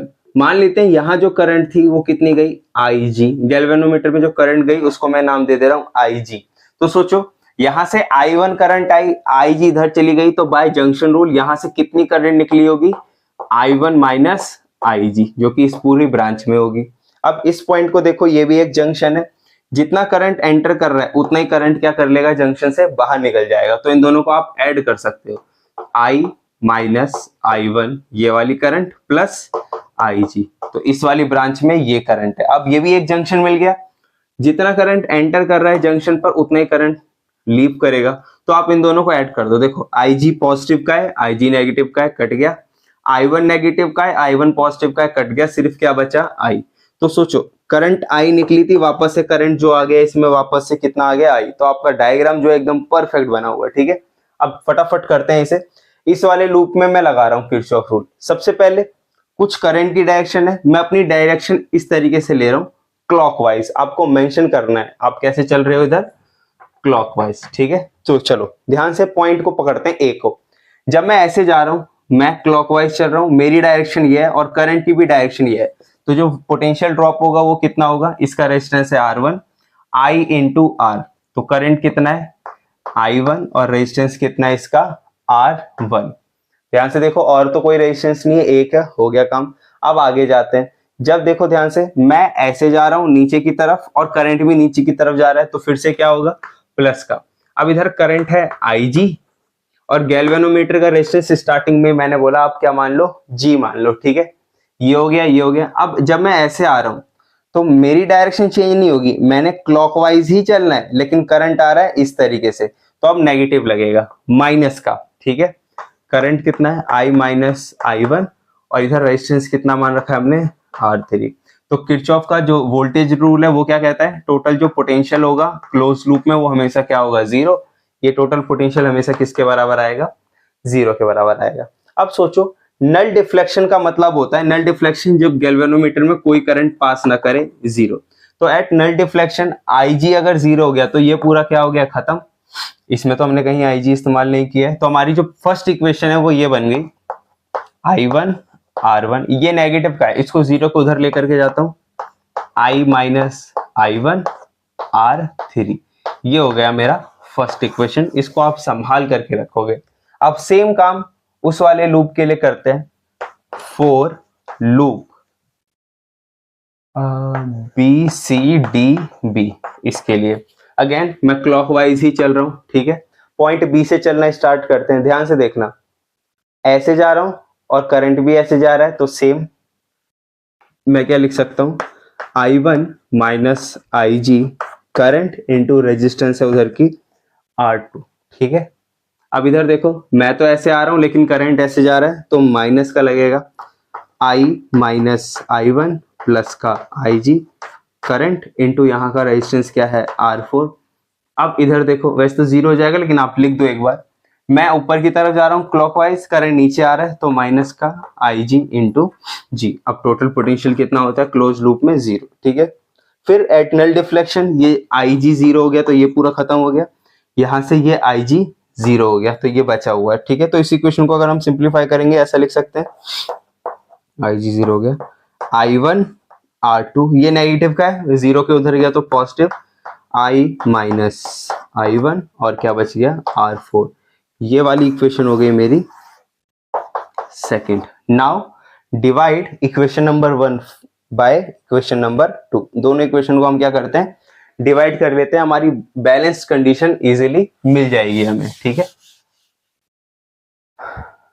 चलो तो डिवाइड करते हैं, I1 R1 divide by I1 R2, I minus I1 R3, I minus I1 R4। I1 से I1 cancel out, I minus I1 से ये गया, क्या आ गया, R1 bye R2 R3 upon में R4। That is your Wheatstone bridge balanced condition. Clear है। अब हम अपनी सिक्स्थ डेरिवेशन ले रहे हैं। सिक्स्थ डेरिवेशन में थोड़ा कंफ्यूजन था, दो डेरिवेशन थी, बट मैंने ये वाली डिसाइड की, एम्पियर सर्किटल लॉ वाली। तो क्वेश्चन क्या है, मैग्नेटिक फील्ड निकालनी है आपको एक वायर के वजह से किसी 3 पॉइंट पर, आउटसाइड, इनसाइड, सरफेस पर। चलो मैं बताता हूं। तो आपके पास एक वायर है इस तरीके से, चैप्टर नंबर 4 मैग्नेटिज्म की है, ठीक है। इसमें करंट आपको गिवन है पूरी वायर से, ये हमने जूम कर लिया, नॉर्मल वायर थी पतली सी, इसमें करंट जा रहा है आई, और इसकी रेडियस आपको गिवन है कैपिटल आर, ठीक है। अब यूजिंग एम्पियर सर्किटल लॉ आपको बताना है कि इसके वायर के आउटसाइड, सरफेस पर और वायर के अंदर कितनी मैग्नेटिक फील्ड होगी, कितनी मैग्नेटिक फील्ड होगी, ठीक है, by using Ampere circuital law. तो एम्पियर सर्किटल लॉ क्या होता है, क्या कहता है, अगर एक वायर में करंट जा रहा है आई और इसकी वजह से आपको कहीं पर भी निकालना हो, मान लेते हैं आर डिस्टेंस दूर, आपको इस पॉइंट पर क्या पता लगानी है, कितनी मैग्नेटिक फील्ड है, चालू है या, ठीक है, कितनी मैग्नेटिक फील्ड है। तो आपको क्या करना है, एक गॉसियन सरफेस, सॉरी, एक एम्पियर सर्किटल लॉ बनाना है, यानी कि एम्पियर लूप ले सकते हो आप इस तरीके से, जिसकी रेडियस क्या होगी आर। तो मान लेते हैं ये वायर इस तरीके से है, तो लूप ये मैंने ऐसा ले रखा है, सर्कुलर लूप है ये, ठीक है, जिसकी रेडियस हर जगह फिक्स है आर है, ठीक है। तो अब डीएल तो ये हो गया, मान लेते हैं एक करंट एलिमेंट आपने लिया, तो डीएल ये हो गया, और इधर मैग्नेटिक फील्ड की डायरेक्शन किधर होगी, बता सकते हो क्या, करंट अगर ऐसे जा रहा है तो इस पॉइंट पर मैग्नेटिक फील्ड अंदर की तरफ होगी, और इस पॉइंट पर मैग्नेटिक फील्ड बाहर की तरफ होगी, हर एक पॉइंट पर निकाल सकते हैं। डीएल मैग्नेटिक फील्ड की डायरेक्शन में ही होगा, ये अंदर जा रहा है, ठीक है क्या, तो यहाँ पर मैग्नेटिक फील्ड और सेम डायरेक्शन में होने की वजह से थीटा कितना बन गया, 0 डिग्री। खैर, एम्पियर सर्किटल लॉ क्या कहता है, अगर आपको निकालना है तो line integral of magnetic field हमेशा किसके बराबर होगा, म्यू नॉट टाइम्स आई। आई क्या है, जो लूप के अंदर, एम्पियर लूप के अंदर जो करंट रखा हुआ है। तो इस लॉ का इस्तेमाल करके हमें ये डेरिवेशन करनी है, तो फटाफट करना स्टार्ट करते हैं। तो ध्यान से देखो, पहला केस में ले रहा हूं आउटसाइड, तो मैं मान लेता हूं ये लाइन है मेरी, इस पॉइंट पी पर मेरे को निकालनी है मैग्नेटिक फील्ड। मैं एक इस तरीके से लूप काटता हूं, इस लूप की रेडियस में कुछ बोल देता हूं आर, ठीक है। कैपिटल आर कांस्टेंट है, स्मॉल आर हमारा चेंज होगा जैसे जैसे आप लूप के पास आओगे, वायर के पास आओगे या वायर से दूर जाओगे, ठीक है। तो अब ध्यान से देखो, according to Ampere circuital law, B vector dot DL vector किसके बराबर होगा, mu naught times of I, ठीक है। करंट तो हमें पता है इस लूप के अंदर mu naught I, total current जो गिवन ही है, ठीक है। यहां से देखो B D L, sorry vector हटा देते हैं, B D L cos 0 degree, जो मैंने आपको अभी समझाया कि अगर डीएल इस डायरेक्शन में, वायर में करंट इस तरीके से जा रहा है, तो मैग्नेटिक फील्ड भी अंदर की तरफ ही होगी, तो ये जो एंगल है हमेशा क्या होगा, 0। आप लिख सकते हो कि मैग्नेटिक फील्ड पैरेलल है किसके, डीएल के, तो इसका मतलब थीटा कितना बन रहा है, 0 डिग्री, और कॉस 0 डिग्री कितना होता है, 1। क्योंकि मैग्नेटिक फील्ड यूनिफॉर्म है, तो आप इस बी को क्या कर सकते हो, बाहर लिख सकते हो, अंदर क्या बच गया, डीएल, और राइट हैंड साइड में आपका म्यू नॉट आई ऐसे का ऐसा चलता जा रहा है, ठीक है। अब सोचो, ये जो लूप है एक सर्कुलर लूप है, अगर आप इसकी डीएल डीएल डीएल लेंथ को अगर जोड़ दोगे तो टोटल इसकी सरकमफेरेंस आ जाएगी, जो कि होती है 2 पाई आर। लूप की रेडियस रखनी है, कैपिटल रेडियस नहीं रखनी, बच्चे गलती करते हैं इसमें बहुत ज्यादा। तो बी, इसकी जगह हम क्या लिख सकते हैं, 2 पाई, रेडियस है आर, और बस 2 पाई आर ही होगा, equal to mu naught times of I. यहां से जो हमारी मैग्नेटिक फील्ड आ गई आउटसाइड, वो कितनी आ गई, म्यू नॉट आई अपॉन में 2 पाई आर। ये आउटसाइड के लिए पहला केस हो गया, ठीक है। अब सोचो सेकंड केस, यहीं के यहीं खत्म कर देते हैं, इसमें कुछ नहीं करना। सेकंड केस में क्या होगा, अगर यहां पर निकालना है तो सब कुछ सेम है, करंट अभी भी पूरी वायर से उतना ही जा रहा होगा जितना इस लूप से जा रहा होगा, ठीक है। और बस फर्क क्या है, स्मॉल आर की जगह आप क्या लिख सकते हो, कैपिटल आर, क्योंकि दोनों सेम हो जाएंगे इस पॉइंट पर। तो अगर सेकंड केस के लिए हम लिखेंगे सरफेस, तो कितना होगा, यहां दिख रहा होगा क्या आपको, तो ध्यान से मैं यहां पर लिख दे रहा हूं, सरफेस पर भी कितना होगा, म्यू नॉट आई अपॉन में 2 पाई, स्मॉल आर की जगह हम लिख देते हैं capital R, which is constant, ठीक है, ये सरफेस पर है। इसको नोट डाउन करो, थर्ड केस खत्म कर देते हैं फटाफट। ध्यान से देखो, हम यहाँ पर टफ डेरिवेशंस नहीं कर रहे हैं, हम यहाँ वो डेरिवेशंस कर रहे हैं जो पेपर में आने के जिनके चांसेस हमेशा ज्यादा रहते हैं, पिछले कई पेपर्स में आ रखे हैं। अब हो सकता है यहाँ पर कुछ डेरिवेशंस छूट जाए मुझसे, तो आपको अगर उन डेरिवेशंस में या उन चैप्टर में प्रॉब्लम हो तो आप बता सकते हो उसे, ठीक है क्या। बाकी यहाँ हम एक्चुअल में चैप्टर कंप्लीट नहीं कर रहे, मैं नॉर्मल इसलिए थोड़ा फास्ट रहने की कोशिश कर रहा हूँ, क्योंकि मैं एज्यूम कर रहा हूँ आपने कभी ना कभी अपनी लाइफ में इस चैप्टर को थोड़ा बहुत तो पढ़ा होगा, ठीक है क्या। चलिए खैर, थर्ड वाला पार्ट, और ये थर्ड वाला ही पार्ट मायने रखता है क्योंकि यही इंपॉर्टेंट है। इसके अंदर से करंट जा रहा था आई, इसकी रेडियस दे रखी थी मेरे को कैपिटल आर। थर्ड पार्ट 4 बन गए इनसाइड, ठीक है। इनसाइड में ध्यान से देखो, मान लेते हैं ये तो इसका एक्सिस है, यहां पर निकालना है आपको, तो अब एम्पियर सर्किट लॉ के हिसाब से आपको यहां पर क्या करना पड़ेगा, एक लूप लेना पड़ेगा। एक सेकेंड, सब काम कर रहा है। इस लूप की रेडियस क्या है, स्मॉल आर। ध्यान रखना इस बार, ये जो स्मॉल आर है, ये एक्चुअल में स्मॉल है, ठीक है, as compare to capital R. Clear है। इनसाइड के लिए करते हैं simple, using Ampere circuital law. Ampere circuital law आपको लिखना है, ठीक है। क्या होता है, B vector dot DL vector mu naught times of I, ठीक है, टोटल चार्ज इनक्लोज्ड। तो सबसे पहले लेफ्ट हैंड, आप इसको अलग अलग करके भी कर सकते हो, कई टीचर्स कराते हैं, ठीक है, आपको जो बेस्ट मेथड लग रहा है वो करो, दोनों ही सही है, मैं एक साथ ही कर दे रहा हूं, ठीक है क्या। तो ध्यान से देखो, ये पार्ट तो बिल्कुल एज इट इज सॉल्व होगा, B dot DL cos 0 degree mu naught, current की जगह आ जाएगा आई डैश। आई डैश क्यों बोला, पूरी वायर से अगर मान लेते हैं 10 एम्पियर करंट पास हो रहा है, तो क्या इस छोटे से लूप से 10 एम्पियर पास कर रहा होगा क्या, आंसर है नो।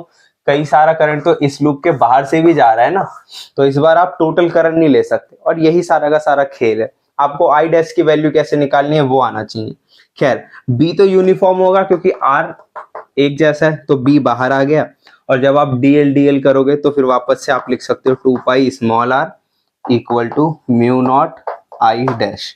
तो यहां से मैग्नेटिक फील्ड का फॉर्मूला क्या आ गया, mu naught I dash upon में 2 पाई स्मॉल आर। अब हमें आई डैश की वैल्यू निकालनी है, ठीक है, तो फटाफट यहां कैलकुलेट कर लेते हैं। इसको पहले आप लोग नोट डाउन कर लो, इसको मैं ऊपर लिख लेता हूं। तो ध्यान से देखो, इस बड़े से एरिया से जिसका रेडियस क्या है आर, ये इसका ये एरिया क्या होगा, पाई आर स्क्वायर। यूनिटरी मेथड निकाल रहे हैं, इतने एरिया से जो करंट पास कर रही थी वो आई है, तो एक यूनिट एरिया से कितनी पास करेगी, आई अपॉन में पाई कैपिटल आर स्क्वायर। इतने में इतना, तो एक में कितना, इतना, ठीक है क्या। अब सोचो, आपको अगर यूनिट की वैल्यू मिल गई, अब 10 यूनिट का पूछा है तो 10 से मल्टीप्लाई कर दो, 2 यूनिट का पूछा है तो 2 से मल्टीप्लाई कर दो। हमसे कितने एरिया का करंट जानना है हमें, पाई स्मॉल आर स्क्वायर, तो हम किससे मल्टीप्लाई, आई डैश क्या होगा हमारा, ध्यान से देखो, आई अपॉन में पाई आर स्क्वायर, इसको किससे मल्टीप्लाई कर देंगे, पाई स्मॉल आर स्क्वायर के। तो यहां से इससे ये गया, तो मेरा जो आई डैश है वो कितना आ गया, आई आर स्क्वायर अपॉन में कैपिटल आर स्क्वायर। अब कुछ नहीं करना, खत्म हो गई डेरिवेशन, बस इस आई डैश की वैल्यू आप इसमें पुट कर दो, तो magnetic field mu naught I dash upon में 2 pi small R, I dash की value I R square upon में कैपिटल आर स्क्वायर। एक आर से एक आर गया, मैग्नेटिक फील्ड कितनी आ गई, म्यू नॉट आई, एक आर बचा है ऊपर, 2 पाई कैपिटल आर स्क्वायर। ध्यान से देखो, ये पूरी वैल्यू कांस्टेंट है, तो जो मैग्नेटिक फील्ड है वो डायरेक्टली प्रोपोर्शनल आ रही है आर के। फर्स्ट वाले केस में, सेकंड वाले में तो मैग्नेटिक फील्ड कांस्टेंट थी, सरफेस में मैंने बताया था। ये हो गई डेरिवेशन खत्म है आपकी, यहीं पर ये फॉर्मूला भी आ गया आपका, बस थोड़ा डिस्क्रिप्शन में मैं बता रहा हूँ कि मैग्नेटिक फील्ड आउटसाइड के लिए 1/r था। तो इसका मतलब क्या है, अगर आप सेंटर पर खड़े हो और सेंटर से ऐसे दूर जाते जाओगे, है ना, फर्स्ट ये वाला केस चल रहा है, तो आपकी मैग्नेटिक फील्ड r बढ़ेगा और आपका मैग्नेटिक फील्ड भी यहाँ से बढ़ता जाएगा, यहाँ कांस्टेंट हो जाएगा और उसके बाद फिर मैग्नेटिक फील्ड क्या होने लगेगी, कम होने लगेगी। तो एक ग्राफ पूछा जाता है मैग्नेटिक फील्ड और आर। तो जब आप सरफेस पर तो कांस्टेंट रहता है, अंदर मैग्नेटिक फील्ड पहले बढ़ती जाती है फिर कांस्टेंट रह जाती है, चेंज नहीं होती, देखो चेंज नहीं हो रही, और उसके बाद फिर कम होती चली जाती है। क्लियर है क्या? बस यही है, ये हो गई हमारी डेरिवेशन। ठीक हो गई। अब 7th डेरिवेशन ले रहे हैं, फोर्स बिटवीन पैरेलल कंडक्टर। तो देखो ये भी चैप्टर नंबर 4 की डेरिवेशन है। अब क्या क्वेश्चन है, मान लेते हैं 2 वायर है मेरे पास इस तरीके से, दोनों की जो लेंथ है वो हमको गिवन है L। एक में करंट जा रहा है I1, दूसरे में करंट जा रहा है I2। दोनों के बीच की डिस्टेंस हम मान ले रहे हैं कितनी है, D है। तो जब 2 वायर में इस तरीके से करंट जा रहा होगा तो ये एक दूसरे को क्या करेंगे, या तो अट्रैक्ट या फिर रिपेल, वो हम देखेंगे अभी। इनके बीच में कितना फोर्स होगा वो हमें कैलकुलेट करना है, ठीक है क्या? तो ये भी चैप्टर नंबर 4 की ही डेरिवेशन है, बहुत इंपॉर्टेंट डेरिवेशन है। इसके ऊपर या तो डेरिवेशन या एक न्यूमेरिकल पेपर में बहुत फ्रिक्वेंटली पूछा जाता है, ठीक है क्या? तो हम अब इस डेरिवेशन को करते हैं। चलो इधर देखो, एक वायर है मेरे पास जिसमें करंट जा रहा है I1, दूसरी वायर है मेरे पास जिसमें करंट जा रहा है इस तरीके से I2। सेम डायरेक्शन के लिए कर रहे हैं, अपोजिट के लिए भी कर सकते हैं। ये डिस्टेंस दे रखी है आपको D, ठीक है। तो कुछ कॉन्सेप्ट जो आपको पता होने चाहिए इस डेरिवेशन को करने के लिए, कि जो फोर्स लगता है किसी करंट कैरिंग कंडक्टर के ऊपर किसी मैग्नेटिक फील्ड में, वो कितना लगता है, ILB। ILB, या इसको आप ऐसा ही बोल सकते हो BIL। बस इतना ध्यान रखना है। मान लेते हैं यहाँ एक मैग्नेटिक फील्ड थी इस तरीके से, और इसमें एक वायर मैंने रख दी जिसमें करंट जा रहा था I, तो इसके ऊपर फोर्स लगेगा एक। तो ये इसके ऊपर जो फोर्स लगेगा इस वायर के ऊपर, वो क्या इसकी खुद की मैग्नेटिक फील्ड की वजह से लगेगा? Answer is no. ये फोर्स किसके वजह से लगेगा? ये जो एक्सटर्नल मैग्नेटिक फील्ड है जो किसी दूसरे कंडक्टर ने या किसी भी दूसरे सोर्स ने बनाई होगी उस पर। तो यस, इस वायर पर फोर्स तो लगेगा I2, इस वायर का नाम हम रख देते हैं 1, इसका नाम रख देते हैं 2। तो इसके ऊपर जो फोर्स लगेगा वो इसकी मैग्नेटिक फील्ड की वजह से होगा, और इसके ऊपर जो फोर्स लगेगा वो इसके मैग्नेटिक फील्ड की वजह से लगेगा। ये चीज आपको पता होनी चाहिए। क्लियर है क्या? और दोनों पर जो फोर्स लगेगा वो, हाँ, दोनों फोर्स हमेशा क्या होंगे, बराबर, क्योंकि न्यूटन का 3rd लॉ ऑफ मोशन, एक ऑब्जेक्ट जितना दूसरे के ऊपर फोर्स लगाएगा दूसरा उतना ही वापस कर देगा। मजाक। चलो इधर देखो ध्यान से। तो हम सबसे पहले फोर्स कैलकुलेट करना है, तो हम कैलकुलेट कर लेते हैं force on two second wire due to first, ठीक है। तो हम कैलकुलेट कर रहे हैं force on two due to first, और फॉर्मूला क्या होगा, ध्यान से देखो। सबसे पहले सेकंड पर फोर्स देख रहे हो तो उसकी खुद की करंट होगी I2, लेकिन इसके ऊपर फोर्स किसकी मैग्नेटिक फील्ड की वजह से लगेगा, इस वाले, इसका नाम है B1। लेंथ दोनों की गिवन है सेम, इसको मैं इक्वेशन नंबर बोल दे रहा हूं 1। अब देखो मैग्नेटिक फील्ड, अभी आपने डेरिवेशन किया एम्पीयर सर्किट लॉ। अगर एक वायर है जिसके अंदर करंट जा रहा है I, इससे R डिस्टेंस दूर अगर यहां पर मैग्नेटिक फील्ड बतानी हो तो हम आराम से लिख सकते हैं इस मैग्नेटिक फील्ड को μ0 I अपॉन में 2 पाई R। ये अभी हमने डेरिवेशन की थी। तो देखो इसके वजह से यहां पर कितनी मैग्नेटिक फील्ड होगी उसको निकालने के लिए आप एक गॉसियन सरफेस इस तरीके से, फिर मैं गॉसियन सरफेस बोल रहा हूं, एम्पियर लूप ले सकते हो इस तरीके से, और इस लूप की जो रेडियस है वो बिल्कुल D ही हो गई जितना इन दोनों के बीच में क्या था, डिस्टेंस। अब कितनी मैग्नेटिक फील्ड होगी, B1 इक्वल टू μ0, करंट इसमें कितना जा रहा है I1 अपॉन में 2 पाई, रेडियस कितनी है इस लूप की, D, ये हो गई B1। तो B1 की वैल्यू मिल गई। अब सॉरी, डायरेक्शन क्या होगी, तो करंट ऐसे जा रहा है, उधर की तरफ हमारा D है, इस तरफ आप कर्ल कर दो तो मैग्नेटिक फील्ड कहां आ रही है, इनवर्ड आ रही है। आप चाहे तो इसके वजह से इस पर भी निकाल सकते हो, सेम चीज होगी। करंट ऊपर जा रहा है, D इस बार इधर की तरफ है, क्योंकि D इधर नहीं है, इस बार D इधर है, तो मैग्नेटिक फील्ड क्या होगी, आउटसाइड। तो इधर मैग्नेटिक फील्ड क्या होगी, ये B2 जो भी होगा वो आउटसाइड होगा। क्लियर है?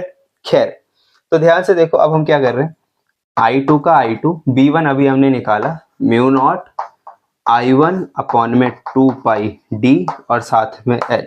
तो ज्यादातर फोर्स पर यूनिट लेंथ पूछता है तो इस L को डिवाइड कर दूंगा मैं इधर, F21 डिवाइड बाय L कितना आ गया, μ0 I1 I2/2πd। ये मेरा आपका फॉर्मूला है। अब हमें पता है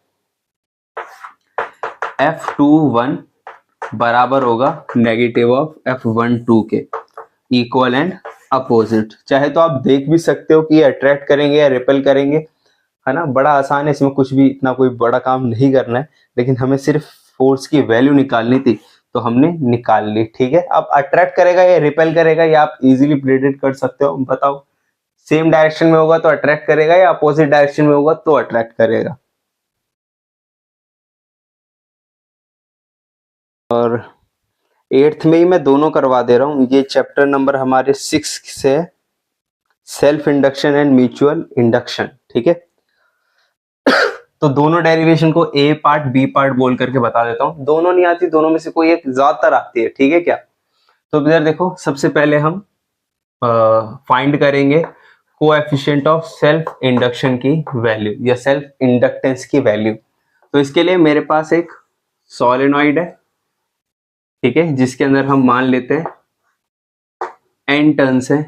इस सोलेनॉइड की लेंथ दे रखी है L और एरिया दे रखा है A, मतलब रेडियस दे रखी है R, तो एरिया पाई आर स्क्वायर करके हम इजीली निकाल सकते हैं। एक सेकंड, ठीक। अब इधर देखो ध्यान से, कॉन्सेप्ट क्या है, हमें पता है जो फ्लक्स होता है इंडक्टर के लिए वो डायरेक्टली प्रोपोर्शनल होता है करंट। जितना ज्यादा इसमें करंट चेंज होगा उतना ही फ्लक्स चेंज होगा। तो जब इस प्रोपोर्शनलिटी के साइन को हटा दें तो क्या आता है LI। ये इक्वेशन आपको पता होनी चाहिए एक इस चीज के लिए, ठीक है। अब स्टार्ट करते हैं, ठीक है। तो ध्यान से देखो, magnetic flux linked with each turn. हर एक टर्न के लिए जो मैग्नेटिक फ्लक्स होगा, हमें फ्लक्स का फॉर्मूला पता है, कितना होता है B × A, ठीक है। एरिया मैंने बता रखा है, सबका एक जैसा है A। मैग्नेटिक फील्ड आप निकाल सकते हो सोलेनॉइड के लिए। जो मैग्नेटिक फील्ड होती है वो होती है μ0 Ni, या आप इसे, ये number of turns per unit length होता है तो आप इसे ऐसा भी लिख सकते हो μ0 Ni/L। मेरे को L भी गिवन है, N भी गिवन है, तो ये वाला फॉर्मूला इस्तेमाल कर देते हैं B की जगह। क्या हो गया, μ0 Ni/L, ये हो गया B, और मल्टीप्लाई में कौन है A, ये हो गया फ्लक्स, ठीक है। ये फ्लक्स पूरी कॉइल से नहीं है, सिर्फ एक कॉइल के लिए। नाउ टोटल फ्लक्स अगर आपको निकालना है, ठीक है, तो आप इस जितने नंबर ऑफ टर्न्स होंगे उससे क्या कर दो, मल्टीप्लाई। तो टोटल फ्लक्स निकालने के लिए आप क्या करोगे, इसे n से मल्टीप्लाई करोगे तो बन जाएगा μ0, एक n पहले से था, n² AI/L। ये आपकी इक्वेशन हो गई फर्स्ट, ठीक है। एंड एज वी नो, जो टोटल फ्लक्स होगा वो डायरेक्टली प्रोपोर्शनल होगा जितना करंट आप दे रहे हो, ठीक है, यानी कि L × I के। ये इक्वेशन नंबर हो गई second from first and second, ठीक है। दोनों इक्वेशन को अगर आप कंपेयर करोगे तो देखो ये चीज तो बराबर है। इसमें देखो I के आगे जो भी कोएफिशिएंट है वो बराबर होंगे, ठीक है, इधर I के आगे और इधर I के आगे। तो यहाँ से फ्रॉम फर्स्ट एंड सेकंड आप डायरेक्ट L लिख सकते हो, μ0 N² A/L। तो ये आ गई कोएफिशिएंट ऑफ सेल्फ इंडक्टेंस की वैल्यू। क्वेश्चन पूछ सकता है किन किन चीजों के ऊपर डिपेंड कर रहा है, medium, number of turns, area, length, ठीक है। एरिया लेंथ मतलब dimension, number of turns and medium, तीन चीजों के ऊपर ये डिपेंड कर रहा है। इसको नोट डाउन कर लो, यहीं लगे हाथों म्यूचुअल इंडक्शन भी कर लेते हैं। खैर, तो इधर देखो म्यूचुअल इंडक्शन की डेरिवेशन क्या आएगी। क्वेश्चन में आपको बोलेगा आपके पास दो ऐसे सोलेनॉइड्स दे रखे हैं, एक सोलेनॉइड ये है,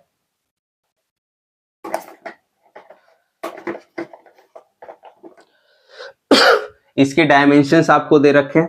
इसका एरिया है A1, नंबर ऑफ टर्न्स इसमें N1 है, और इसमें जो करंट जा रहा है वो इनर सोलेनॉइड है S1, तो इसमें करंट जा रहा है I1, ठीक है। इसी के ऊपर बाउंड कर रखा है हमने एक दूसरा सोलेनॉइड, ठीक है। इसका एरिया है A2 मान लो, इसके नंबर ऑफ टर्न्स N2 है, इसमें करंट क्या जा रहा है I2, ठीक है क्या। ये हम ऐसा अज्यूम कर लेते हैं। आप अपनी ड्राइंग अच्छी बनाना, मेरी जैसी मत बनाना, ठीक है। तो अब म्यूचुअल इंडक्शन का भी फॉर्मूला बिल्कुल सिमिलर होता है, mutual induction is coefficient of mutual induction into कितना इंड्यूस्ड करंट हो रहा है, किस वजह से इंड्यूस्ड हो रहा है वो भी ध्यान रखना पड़ेगा, ठीक है क्या। तो अब इधर देखो, हम ऐसा मान ले रहे हैं, अगर आप देखोगे ये जो सोलेनॉइड है मेरा H2, इस H2 के करंट के चेंज होने के वजह से जो इनर कॉइल है उसमें करंट जनरेट होगा, जिसको आप इंड्यूस्ड करंट बोल सकते हो या आप बोल सकते हो फ्लक्स, ठीक है। तो मैं क्या लिख रहा हूं, flux linked with each turn off inner या S1 कॉइल, ठीक है। तो जो फ्लक्स होगा 1 के लिए हम कर रहे हैं, तो ये कितना आप लिख सकते हो, सॉरी B इंटू ए। अब ध्यान से समझना, इधर एक चीज समझने वाली बात है, 1 क्योंकि खुद का है, सरफेस एरिया खुद का होगा, लेकिन जो मैग्नेटिक फील्ड होगी वो ऊपर वाली होगी, ठीक है। अगेन जो आउटर मोस्ट वाली मैग्नेटिक फील्ड है उसके चेंज होने के वजह से फ्लक्स जनरेट होगा या जो भी करंट इसको मिलने वाला है, ठीक है क्या। इट्स लाइक बिल्कुल सिंपल है। अगर मेरे पास एक सोलेनॉइड ही है, इसमें थोड़ा कॉम्प्लेक्स लगता है कई बार, यहाँ मैंने एक गैल्वेनोमीटर लगा दिया, इसमें कोई बैटरी नहीं है, लेकिन अब मैं क्या करता हूँ, यहाँ एक और डिवाइस लेकर के आता हूँ या कोई मैग्नेट लेकर के आता हूँ, तो इस मैग्नेटिक फील्ड या इसकी मैग्नेटिक फील्ड के वजह से इसमें करंट क्या होगा, इंड्यूस्ड, ठीक है। तो ये वाली है इनर और इसमें चेंज कर रहे हैं, ये वाला क्या है, आउटर, यानी कि S2। तो S2 के वजह से S1 में हम काम कर रहे हैं, तो फ्लक्स ये हो गया, ठीक है। अब अगेन सोलेनॉइड ही है, तो B2 की जगह आप क्या लिख सकते हो, सोलेनॉइड का फॉर्मूला अभी बताया था मैंने, मैग्नेटिक फील्ड होती है mu not an I upon में एल, ठीक है, यही लगाते हैं म्यू नॉट। B2 की बात हो रही है तो नंबर ऑफ टर्न्स N2 होंगे, एरिया तो ये म्यू नॉट आई, करंट भी इसका खुद का होगा I2 अपॉन में, लेंथ तो दोनों की सेम मान ले रहे हैं हम, दोनों की लेंथ क्या है, सेम है, एरिया A1, ये हो गया मेरा सॉरी, है ना। अब इधर देखो, ये किसके लिए है, सिर्फ each turn, total number of turn के लिए अगर आपको निकालनी है, total flux through inner coil, आप इसे लिखना पूरा 5N ही लिख दे रहा हूं इसे, आप टोटल को क्या किससे मल्टीप्लाई करोगे, इसमें अंदर वाले में कितने टर्न्स है, N1 टर्न्स है, तो इसे N1 से मल्टीप्लाई कर दो, mu naught N1 N2 A1 upon में L और साथ में क्या लगा दो, I2। This is your equation number 1, ठीक है क्या। नाउ एज वी नो, जो फ्लक्स 5-1 है इनर कॉइल के वजह से, उसको आप ऐसा भी लिख सकते हो, mutual induction of coil 1 with respect to 2। जो भी इंडक्शन आ रहा है वो किसके वजह से आ रहा है, कॉइल 1 के अंदर 2 के वजह से, इसको क्या है, mutual induction of coil 1 with respect to 2। ये किसके बराबर होगा और कौन से करंट की वजह से आ रहा है, I2 के वजह से, तो इधर मैंने क्या लिख दिया है, I2। ये इक्वेशन मेरी हो गई सेकंड, ठीक है। अब आप इन दोनों इक्वेशन को कंपेयर कर लो, ठीक है। इसको मैं मिटा दूं, नोट डाउन कर लेना एक बार, स्क्रीनशॉट ले लो।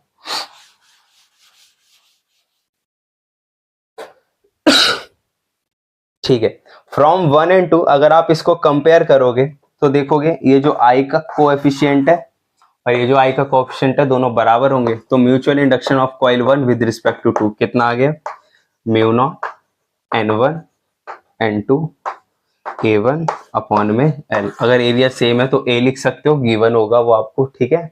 ये हो गई सेल्फ इंडक्शन और म्यूचुअल इंडक्शन, ठीक है।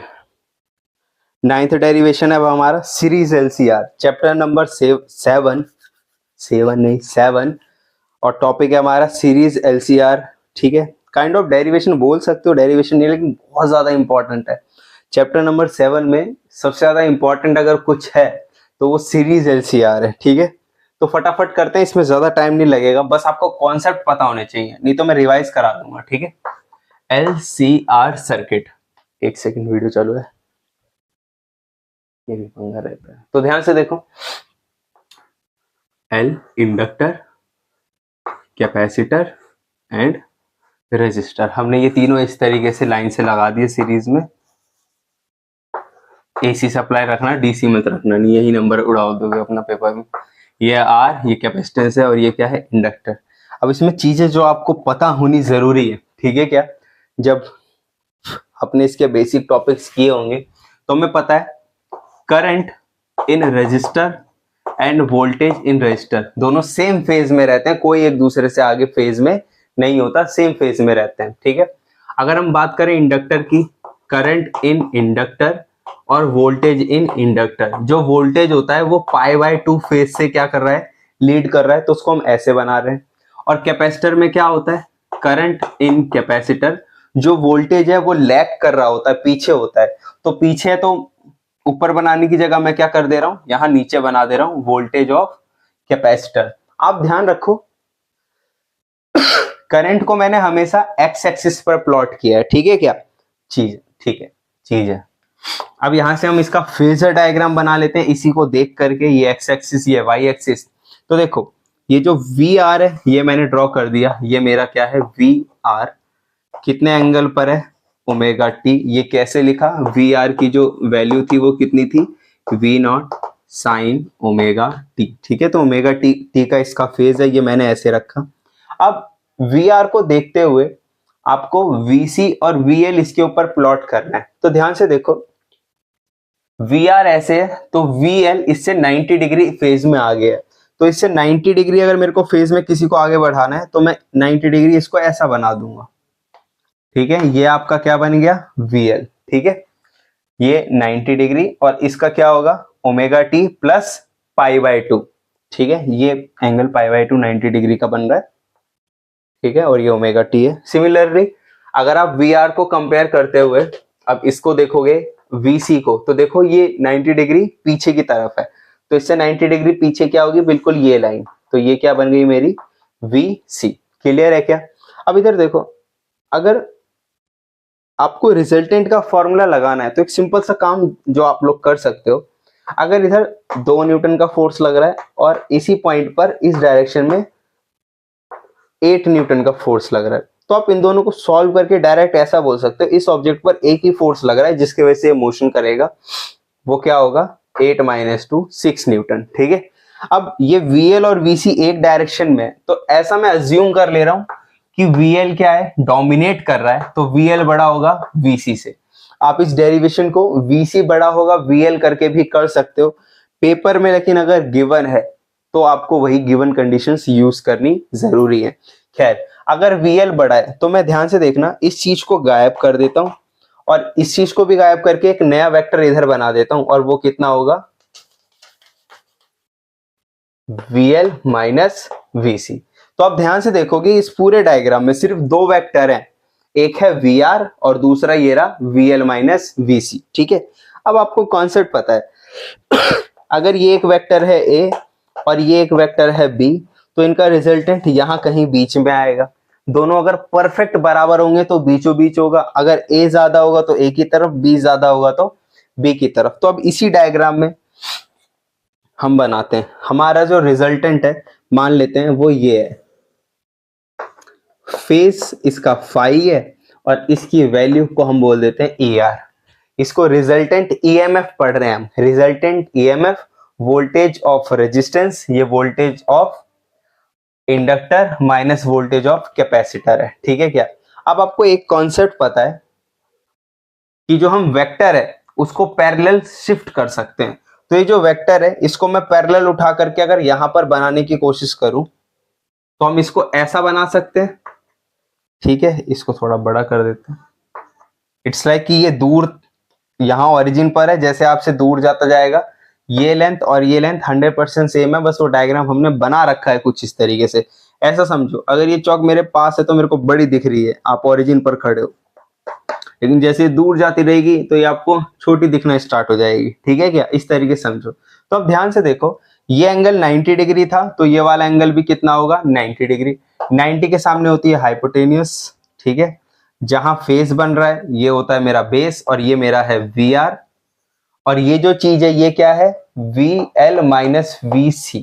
अब आप इसमें रिजल्टेंट का फॉर्मूला लगाओ, ट्रिग्नोमेट्री से आप इसका या पाइथागोरस थ्योरम लगाओ, आपकी मर्जी है। आपके पास टोटल EMF जो आपको निकालना था वो आ चुका है। देखो 90 के सामने हाइपोटेन्यूस, h का स्क्वायर इक्वल टू बेस का स्क्वायर प्लस परपेंडिकुलर का स्क्वायर VL माइनस VC का होल स्क्वायर। ठीक है क्या, ये बन गई। तो नेट EMF कितना आ गया, ER under root VR square plus VL minus VC का होल स्क्वायर। अगर आपको EMF तक बोला है तो आप EMF तक करना, डेरिवेशन यहीं पर खत्म हो जाएगी, 2 या 3 नंबर में आएगी। अगर आपको इम्पीडेंस भी निकालना है, इम्पीडेंस होता है कि टोटल रेजिस्टेंस ऑफर्ड बाय, देखो इसका खुद का रेजिस्टेंस होगा, इसका खुद का रेजिस्टेंस होगा, इसका खुद का रेजिस्टेंस होगा, सीरीज में लगाने के बाद टोटल रेजिस्टेंस जो होगा, इसके रेजिस्टेंस को बोलते हैं XL, इसके रेजिस्टेंस को बोलते हैं XC, इसके रेजिस्टेंस को R ही बोलते हैं। ठीक है, तो रेजिस्टेंस का सिंपल फॉर्मूला होता है I इंटू R। तो देखो ध्यान से, जब मैं V की जगह ओम्स लॉ इस्तेमाल कर रहा हूं, I इंटू R, तो I square R square plus इधर देखो I into XL, I into XC, I common लेकर के स्क्वायर में बाहर निकालूंगा, I स्क्वायर, अंदर क्या बचेगा XL माइनस XC का होल स्क्वायर। I स्क्वायर यहां से मैंने बाहर निकाला रूट के, तो बाहर आ गया I, अंदर क्या बच गया R square plus XL minus XC का होल स्क्वायर। क्लियर है। अब EMF को लिख सकते हैं टोटल करंट, सीरीज में करंट सेम था इसलिए आपने सब में करंट I लिखा है। क्लियर है क्या, I टोटल रेजिस्टेंस को बोलते हैं Z इंपीडेंस। ठीक है, I से I गया, तो जो इंपीडेंस का फॉर्मूला आ गया सीरीज LCR सर्किट के लिए, वो क्या आ गया R square plus XL minus XC। अब इसमें हम फेज एंगल और पावर फैक्टर भी कैलकुलेट कर लेते हैं, इसको नोट डाउन कर लो फटाफट।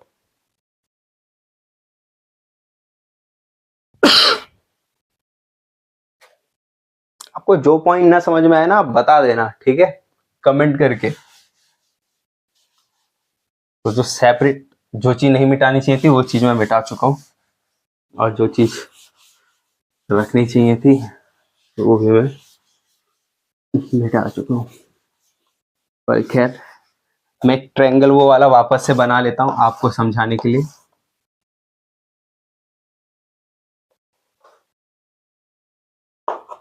ये आपका था VR, ये VL माइनस VC, ये एंगल ओमेगा T, ये एंगल फाई, ये आपका था ER। ठीक है, अब मेरे को क्या क्या चीजें कैलकुलेट करानी है, पहले फेज एंगल,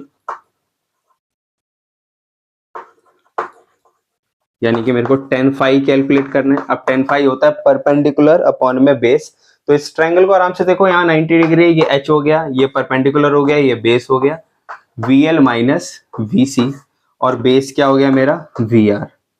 यहां से I कॉमन लेके आप काट दोगे तो फिर कितना आएगा, direct XL minus XC upon में R। ठीक है, तो बस यही, अगर यहां से फाई निकालना है आप ऐसे लिख सकते हो, tan inverse XL minus XC upon में R। ठीक है, अगली चीज जो आप कर सकते हो वो क्या कर सकते हो, पावर फैक्टर निकाल लो।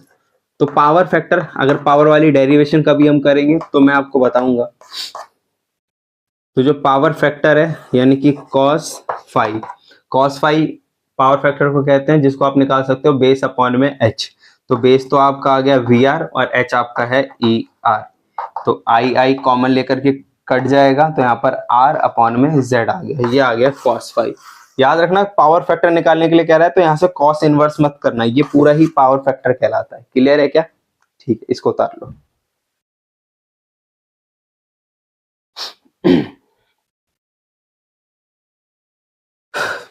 चलिए, अब लास्ट डेरिवेशन है हमारी ट्रांसफॉर्मर। अगेन ट्रांसफॉर्मर की डेरिवेशन तो बहुत ज्यादा सिंपल है, लेकिन बहुत ज्यादा पूछी गई है पेपर में। तो वैसे ट्रांसफॉर्मर डिवाइस होता है जो कि वोल्टेज को क्या करने के काम आता है, रेगुलेट करने के लिए काम आता है। स्टेप अप या स्टेप डाउन, वोल्टेज को या तो कम करेंगे या स्टेप डाउन मतलब घटाएंगे। तो देखो ये हमारे कुछ नंबर ऑफ टर्न्स है इस तरीके से। यहाँ पर मेरा AC सोर्स है, मान लेते हैं इस, ये प्राइमरी कॉइल है, इसमें नंबर ऑफ टर्न्स है N1, और या प्राइमरी के लिए हम सिंबल दे देते हैं NP। ठीक है क्या, इसी तरीके से ये सेकेंडरी कॉइल है, इसके नंबर ऑफ टर्न्स हम मान लेते हैं कितने, NS। ठीक है, तो बहुत सिंपल है, कुछ करना ही नहीं है। According to Faraday law of electromagnetic induction, तो जो EMF बनेगा प्राइमरी कॉइल, ठीक है, EP जिसे आप लिख सकते हो, वो क्या होगा, ध्यान से देखो, number of turns in primary coil और rate of change of flux d∅/dt, इसको इक्वेशन नंबर बोल दिया सेकंड। ठीक है, तो ये किसके लिए लिख रहे हैं हम, for primary coil and for secondary coil. Again इसको आपको डिस्क्राइब करना है, नंबर ऑफ टर्न्स इतने उतने। आप अभी जो डेरिवेशन है उसमें हमको के निकालने के लिए कह रहा है, जो कि होता है ट्रांसफॉर्मर रेशियो NS/NP, वही हम निकालने जा रहे हैं। तो EMF इन सेकेंडरी कॉइल अगर आपको निकालनी है तो आप क्या करोगे, number of turns in secondary coil. ये क्या कर रहे हैं, EMF का फॉर्मूला क्या होता है, and rate of change of flux d∅/dt लगा दो, या एंड d∅/dt ऐसे भी लिख सकते हो आप। तो बस सेकेंडरी कॉइल है तो नंबर ऑफ टर्न सेकेंडरी है, और जितना फ्लक्स, जो भी इसमें फ्लक्स चेंज हो रहा है वो इसके वजह से हो रहा है, तो उसका रेट हमेशा क्या रहेगा, कांस्टेंट। ठीक है, अब हमें NS/NP निकालना है, ट्रांसफॉर्मर रेशियो। तो हम क्या करते हैं, इक्वेशन सेकंड को डिवाइड कर देते हैं इक्वेशन नंबर 1 से। तो ये कितना आ गया, EP इक्वल टू d∅/t से d∅/t कट गया, NS/NP, और ये आपकी वैल्यू आ गई K। तो ट्रांसफॉर्मर रेशियो ये आ गया। अब अगर आपको इधर पावर निकालने के लिए बोलता है तब आप कर देना आउटपुट पावर अपॉन में input power into 100%, otherwise transformer ratio तक यहीं तक करेंगे। अब एक डेरिवेशन थी बोनस, जो कि क्या है, पावर इन AC सर्किट, उसको मैं करवा देता हूं, इसको आप नोट डाउन कर लो। चलो, तो 10 डेरिवेशन हो, 10 नहीं 10 लो, 10 डेरिवेशन हो चुकी है। अब हम बोनस कर रहे हैं पावर इन AC सर्किट। अब पावर वाली डेरिवेशन में उन बच्चों को प्रॉब्लम होती है जिनका इंटीग्रेशन खराब है, बहुत ज्यादा खराब है, अदरवाइज नहीं होगी। ठीक है, तो पावर हमें ड्राइव करनी है AC सर्किट में। ठीक है, अब देखो बड़ा सिंपल है, पावर का फॉर्मूला जो आप लोग जानते हो V इंटू आई। तो अगर आप इसको ऐसे लिख सकते हो, हम मान रहे हैं कि जो हमारा सर्किट है उसमें जो इंडक्टर है वो डोमिनेट कर रहा है। अगर इंडक्टर डोमिनेट कर रहा है तो V को आप ऐसा लिख सकते हो, V0 साइन ओमेगा टी, और I को आप लिख सकते हो I0 sine omega T minus π/2।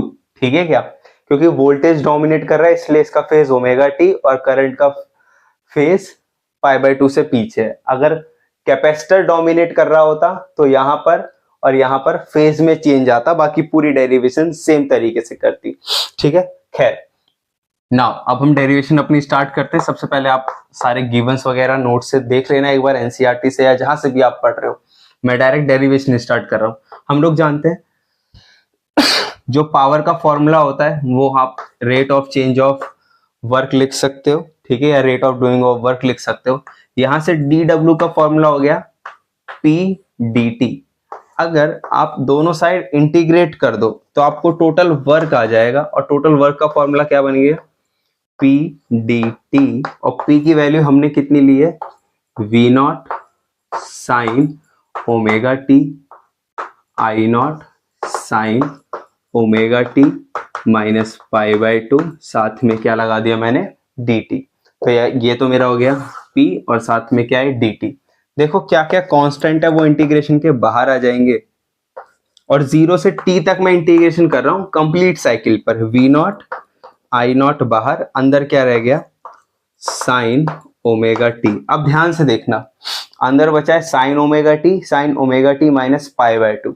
अब जैसे डिफरेंशिएशन में डॉट रूल है, ऐसे इधर नहीं लगा सकते, आइलेट वगैरह करके इंटीग्रेशन का इस्तेमाल कर सकते हैं। लेकिन आप देखो सिंपल तरीका हम लोग क्या इस्तेमाल करते हैं, इधर यहाँ पर साइन a माइनस बी का फॉर्मूला लगा दे रहा हूं, तो यहाँ साइड में लिखना पड़ेगा आपको साइन a माइनस बी। इसीलिए जिनके पास मैथ नहीं है उनको दिक्कत होती है, क्योंकि ये फॉर्मूले बेवजह है उनके लिए। ठीक है क्या, खैर, तो साइन a माइनस बी का फॉर्मूला आपको याद रखना पड़ेगा, sine a cos b minus cos a sine b। ठीक है क्या, अब ध्यान से देखोगे अगर इसमें a फर्स्ट और b सेकंड वाला एंगल दे रखा है, ठीक है, तो मैं बस इसी को इंट्रोड्यूस कर रहे हैं। इधर साइन ओमेगा टी ऐसे ही रखा है, V0 I0 बाहर जा चुका है, कंफर्मेशन जरूरी है। इधर देखो साइन a माइनस बी लगाते हैं, साइन a। ठीक है, एक और चीज, अगर हम पहले से ही π/2 लेकर के चल रहे हैं तो हमें प्रॉब्लम हो सकती है। हम बस ऐसा मान रहे हैं इंडक्टर आगे है लेकिन 90 डिग्री के फेज से आगे नहीं है। 90 डिग्री बोलेगा तो आपके लिए डेरिवेशन खत्म हो जाएगी, बहुत आसान हो जाएगी। लेकिन अगर आपको बोलता है 90 डिग्री से आगे नहीं है, किसी फाई एंगल से आगे है, ठीक है, तो हम इसको फाई से इंट्रोड्यूस चेंज कर दे रहे हैं, फाई लिख दे रहा हूं मैं यहाँ, ठीक है। तो जहां 90 है उसकी जगह फाई, फाई की वैल्यू 90 भी हो सकती है लेकिन एक जनरल केस ले रहा हूं मैं, ठीक है बस। तो उससे क्या होगा, ये कटेगा नहीं क्योंकि साइन 91 हो जाएगा, तो वो सिंपल हो गया आपके लिए बहुत, ठीक है। और सिंपल चीजें नहीं देगा आपको पेपर में। तो अब साइन ए कॉस बी, याद रखो फेस कांस्टेंट होगा, 30 डिग्री 90 डिग्री 60 डिग्री, तो ये चीज कांस्टेंट की तरह ट्रीट होगी और ये चीज टाइम के साथ चेंज होगी, तो ये कांस्टेंट नंबर है बस, ठीक है। साइन ए कॉस बी माइनस, अब क्या लगेगा, कॉस ए साइन बी, यहां से साइन फाई क्या हो गया कांस्टेंट, और बैक में क्या लग गया dt। अब बस यहां से अब हम इंटीग्रेशन करते चले जाएंगे। फिजिक्स बहुत पहले खत्म हो चुकी है, अब मैथ बची हुई है जो आपको परेशान करती है। तो देखो एक बार इसको इससे, एक बार इसको उससे मल्टीप्लाई कर रहे हैं। Sine square omega T cos phi, अब दो टर्म नहीं रहे इधर, एक ही टर्म है क्योंकि ये चीज कांस्टेंट है जो मैं इंटीग्रेशन के बाहर ले लूंगा अभी थोड़ी देर में, देखो कैसे। अब इसको जब इससे मल्टीप्लाई करूंगा तो क्या बनेगा, sine omega T cos omega T sine phi, और नीचे कुछ है ही नहीं, ये क्यों बनाया मैंने, और साथ में पूरे के क्या है डी टी। चलो अब इन दोनों का इंटीग्रेशन सेपरेट सेपरेट करते हैं, ठीक है। लेकिन साइन का इंटीग्रेशन मुझे पता है, साइन स्क्वायर का नहीं, तो इस फॉर्मूले को हम चेंज करेंगे। यहाँ दो फॉर्मूले लगेंगे हमारे लिए बहुत ज्यादा इंपॉर्टेंट, उनको मैं यहाँ लिख देता हूँ। सबसे पहले डायरेक्ट लिखूं क्या, चलो मैं करा देता हूं। जैसे cos 2 थीटा का फॉर्मूला होता है 1 माइनस 2 साइन स्क्वायर थीटा, ये हाफ एंगल फॉर्मूला है, ठीक है। अब इधर देखो, यहां से 2 साइन स्क्वायर थीटा को इधर लेके आ रहा हूँ, cos थीटा को उधर लेकर के जा रहा हूँ, तो sine square theta equal to 1 minus cos 2 theta, और ये जो 2 इधर मल्टीप्लाई में था ये डिवाइड में भेज दो। देखो इस फॉर्मूले को क्या देख सकते हो आप, दिख रहा है ये, चलो दिख रहा है। देखो यहां जो भी एंगल है यहां उसका क्या हो जा रहा है डबल, तो अगर यहाँ एंगल पाई बाई 2 होगा तो उसका डबल यहाँ पर क्या हो जाएगा पाई। अगर यहाँ एंगल ओमेगा टी है तो यहाँ पर एंगल क्या होगा 2 ओमेगा टी। तो उस पूरे चीज को हम इससे गायब करने वाले हैं, ठीक है। और यहाँ पर देखो, यहाँ तो बड़ा सिंपल फॉर्मूला है, अगर मैं इसको 2 से मल्टीप्लाई और 2 से डिवाइड कर दूं तो इधर क्या बन जाएगा 2 sine omega T cos omega T, और ये भी हाफ एंगल फॉर्मूला है। 2 साइन थीटा कॉस थीटा का फॉर्मूला होता है साइन 2 ओमेगा टी या साइन 2 टी। इसको पुट करते हैं, इसको एक बार नोट डाउन कर लो, नॉर्मल इंटीग्रेशन सॉल्व करने लगते हैं।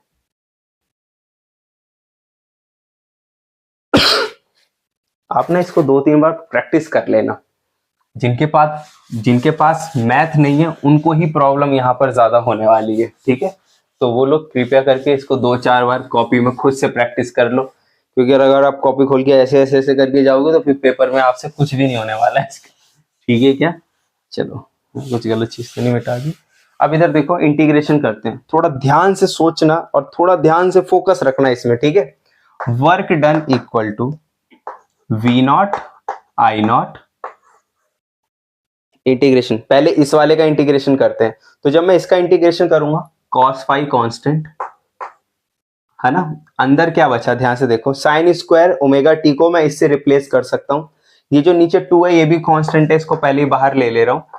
तो अंदर क्या बचा 1 माइनस कॉस, यहां अगर एंगल थीटा था तो यहां एंगल कितना हो गया 2 थीटा, तो 2 ओमेगा टी और साथ में डी टी। ये इस वाले टर्म का मैंने इंटीग्रेशन कर दिया, अलग अलग कर रहे हैं, इसका अलग और इसका अलग, ठीक है। अब सिमिलरली इसमें मैंने 2 से मल्टीप्लाई किया और 2 से क्या किया डिवाइड किया, ये वाला हो गया हमारा, ये 1 हो गया। अब मैं इधर लगा रहा हूं, बीच में क्या था माइनस। तो देखो ये जो 2 से आपने डिवाइड किया नीचे, ये तो बाहर आ जाएगा। और इसमें देखो ये 2 sine omega T cos omega T, इसकी जगह आप लिख सकते हो sine 2 theta, integration of sine two omega T और साथ में पीछे लगाना ना भूलना dt। ये देखो साइन फाई कांस्टेंट था तो इसको मैंने बाहर ले लिया साइन फाई, और इंटीग्रेशन 0 से t। अब बस इसका इंटीग्रेशन आप सॉल्व कर दो, ठीक है। 3 मिनट लगेंगे, 3 मिनट इस डेरिवेशन को करने में, जब आप खुद से अच्छे से करोगे। यहाँ तो मेरे को बार बार मिटाना पड़ रहा है, लेकिन आपकी प्रैक्टिस अच्छी होनी चाहिए, आपका इंटीग्रेशन अच्छा होना चाहिए इसको करने के लिए। बाकी मैथ वालों बच्चों के लिए डेरिवेशन बिल्कुल नॉर्मल है, एक क्वेश्चन की तरह है, ठीक है। चलो अब इंटीग्रेशन हम करते हैं। v नॉट आई नॉट, मैं आपको बताता हूँ ये सब कुछ कट करना 0 होने वाला है, ठीक है। अगर आप दिमाग लगाओगे तो आप कर दोगे इसे। तो ध्यान से देखो, cos 5/2, पहले इस वाले पार्ट का इंटीग्रेशन कर रहा हूं मैं, ध्यान से देखना। 1 का इंटीग्रेशन dt के रिस्पेक्ट में क्या हो गया, t। इसकी लिमिट कहां से कहां तक पुट होगी, 0 से लेकर के t तक, बीच में माइनस है। cos 2 ओमेगा t, cos का इंटीग्रेशन क्या होता है, sin 2 ओमेगा t, और जो इसका फेज है 2 ओमेगा t का डिफरेंशिएशन होगा 2 ओमेगा, जो भी आए उससे क्या कर दो डिवाइड। 2 ओमेगा से मैंने क्या कर दिया इसको डिवाइड, और लिमिट फिर पुट करते हैं 0 से लेकर के t तक। तो ये इसका इंटीग्रेशन हो गया कंप्लीट, ठीक है। बीच में माइनस साइन 5/2। अब साइन का इंटीग्रेशन होता है माइनस का कॉस, तो माइनस माइनस प्लस हो जाएगा, क्या बचेगा कॉस 2 ओमेगा t, और नीचे क्या आ जाएगा 2 ओमेगा टी का डिफरेंशिएशन 2 ओमेगा, तो मैं 2 ओमेगा बाहर लिख ले रहा हूँ, 2 इंटू ओमेगा, और कहां से कहां तक 0 से लेकर के t तक, बस। अब इसमें upper limit minus lower limit जब मैं करूंगा सिर्फ ये वाला बचेगा, ये सब 0 होने वाले। फिर भी मैं करके दिखा देता हूं कि ये 0 कैसे होने वाला, और आप भी करके दिखा देना। पहले इसमें upper limit minus lower limit करते हैं। देखो साइन 2 ओमेगा को लिख सकते हैं हम 2π/t, और कैपिटल टी रखा इधर, स्मॉल टी की जगह capital T, upper limit minus lower limit. तो जैसे ही आप टी पुट करोगे ये पूरा 0 हो गया। साइन 0 आपको पता होता है, ये तो 0 ही होता है। ध्यान से देखो, इससे ये गया साइन 4π, 0 π/2 पाई, और यहां पर वापस से आएंगे 2π। तो जब एक चक्कर लगाओगे तो 2π आप रेडियन मूव कर लोगे, तो दूसरा चक्कर लगाओगे आप वहां पर वापस से एक्स एक्सिस पर आओगे, और एक्स एक्सिस पर हमेशा साइन की वैल्यू क्या होती है 0, तो ये भी पूरा क्या हो गया 0। तो ये पूरा टर्म आपका क्या बन चुका है 0। बस एक्सप्लेन कर देना, ठीक है। अब इसमें देखो cos 2 ओमेगा की वैल्यू है 2π/t, और स्मॉल टी की जगह कैपिटल टी, इससे ये कट किया, minus upper limit minus lower limit cos 0। देखो cos 0 तो कितना होता है 1, और cos 4π इसी एक्सिस पर आ रहा है, ये भी कितना होता है 1। 1 में से 1 गया तो कितना आ गया 0, तो ये वाला पूरा टर्म भी क्या हो गया 0। कुल मिलाकर के सिर्फ इतना सा बचा है, ठीक है। आपको बस इतना ही सॉल्व करना है। मिटा दो, ये भी खत्म, ये भी खत्म, सब खत्म।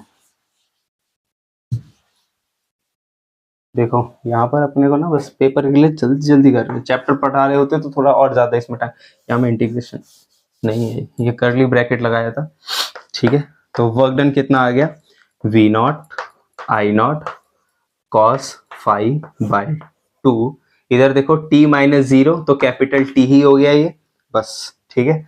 पावर का फॉर्मूला होता है वर्क अपॉन में कैपिटल टाइम, पूरे साइकिल के लिए। वर्क डन आपका आ गया v not I not cos 5/2, और t से t कट गया, तो पावर आपकी आ गई इस तरीके से। ध्यान देखो, इसको आप ऐसा भी लिख सकते हो चाहो तो, v नॉट अपॉन में √2 आई नॉट अपॉन में √2 cos 5। मैंने एलसीआर बताया था, तो पावर में ना ये जो cos 5 है इसी को बोलते हैं पावर फैक्टर, इसी से डिसाइड होने वाली है पावर कितनी होगी। तो इधर देखो, इसको लिख सकते हैं VRMS, इसको बोल सकते हैं IRMS, और ये तो हमारा है ही cos 5। क्लियर है क्या। अब इधर देखो, ये डेरिवेशन हमारी हो गई है। अगर प्योर रजिस्टर होता तो रजिस्टर के लिए ये 0 होता है फेज, ठीक है क्या। वोल्टेज और करंट दोनों सेम फेज में होते हैं, cos 0 हो गया 1, तो सिर्फ रजिस्टर के लिए ये होगा। बाकी इंडक्टर या कैपेसिटर में ये फेज होता है 90 डिग्री, तो पावर इंडक्टर या कैपेसिटर के लिए क्या हो जाएगी 0। तो ये पार्ट 1 बुक की इंपॉर्टेंट डेरिवेशंस मैंने कराई है, जो आपके टर्म 1 में चांसेस हैं। अगेन आपको सारी डेरिवेशंस प्रैक्टिस करनी है। अगली जो वीडियो मेरी होगी मैं कोशिश करूंगा पार्ट 1 की जो बुक है उसके सारे ग्राफ को हम लोग अच्छे से डिस्कस कर लें ताकि पेपर में आपको कोई प्रॉब्लम ना हो। तो चलिए अब छुट्टी करते हैं।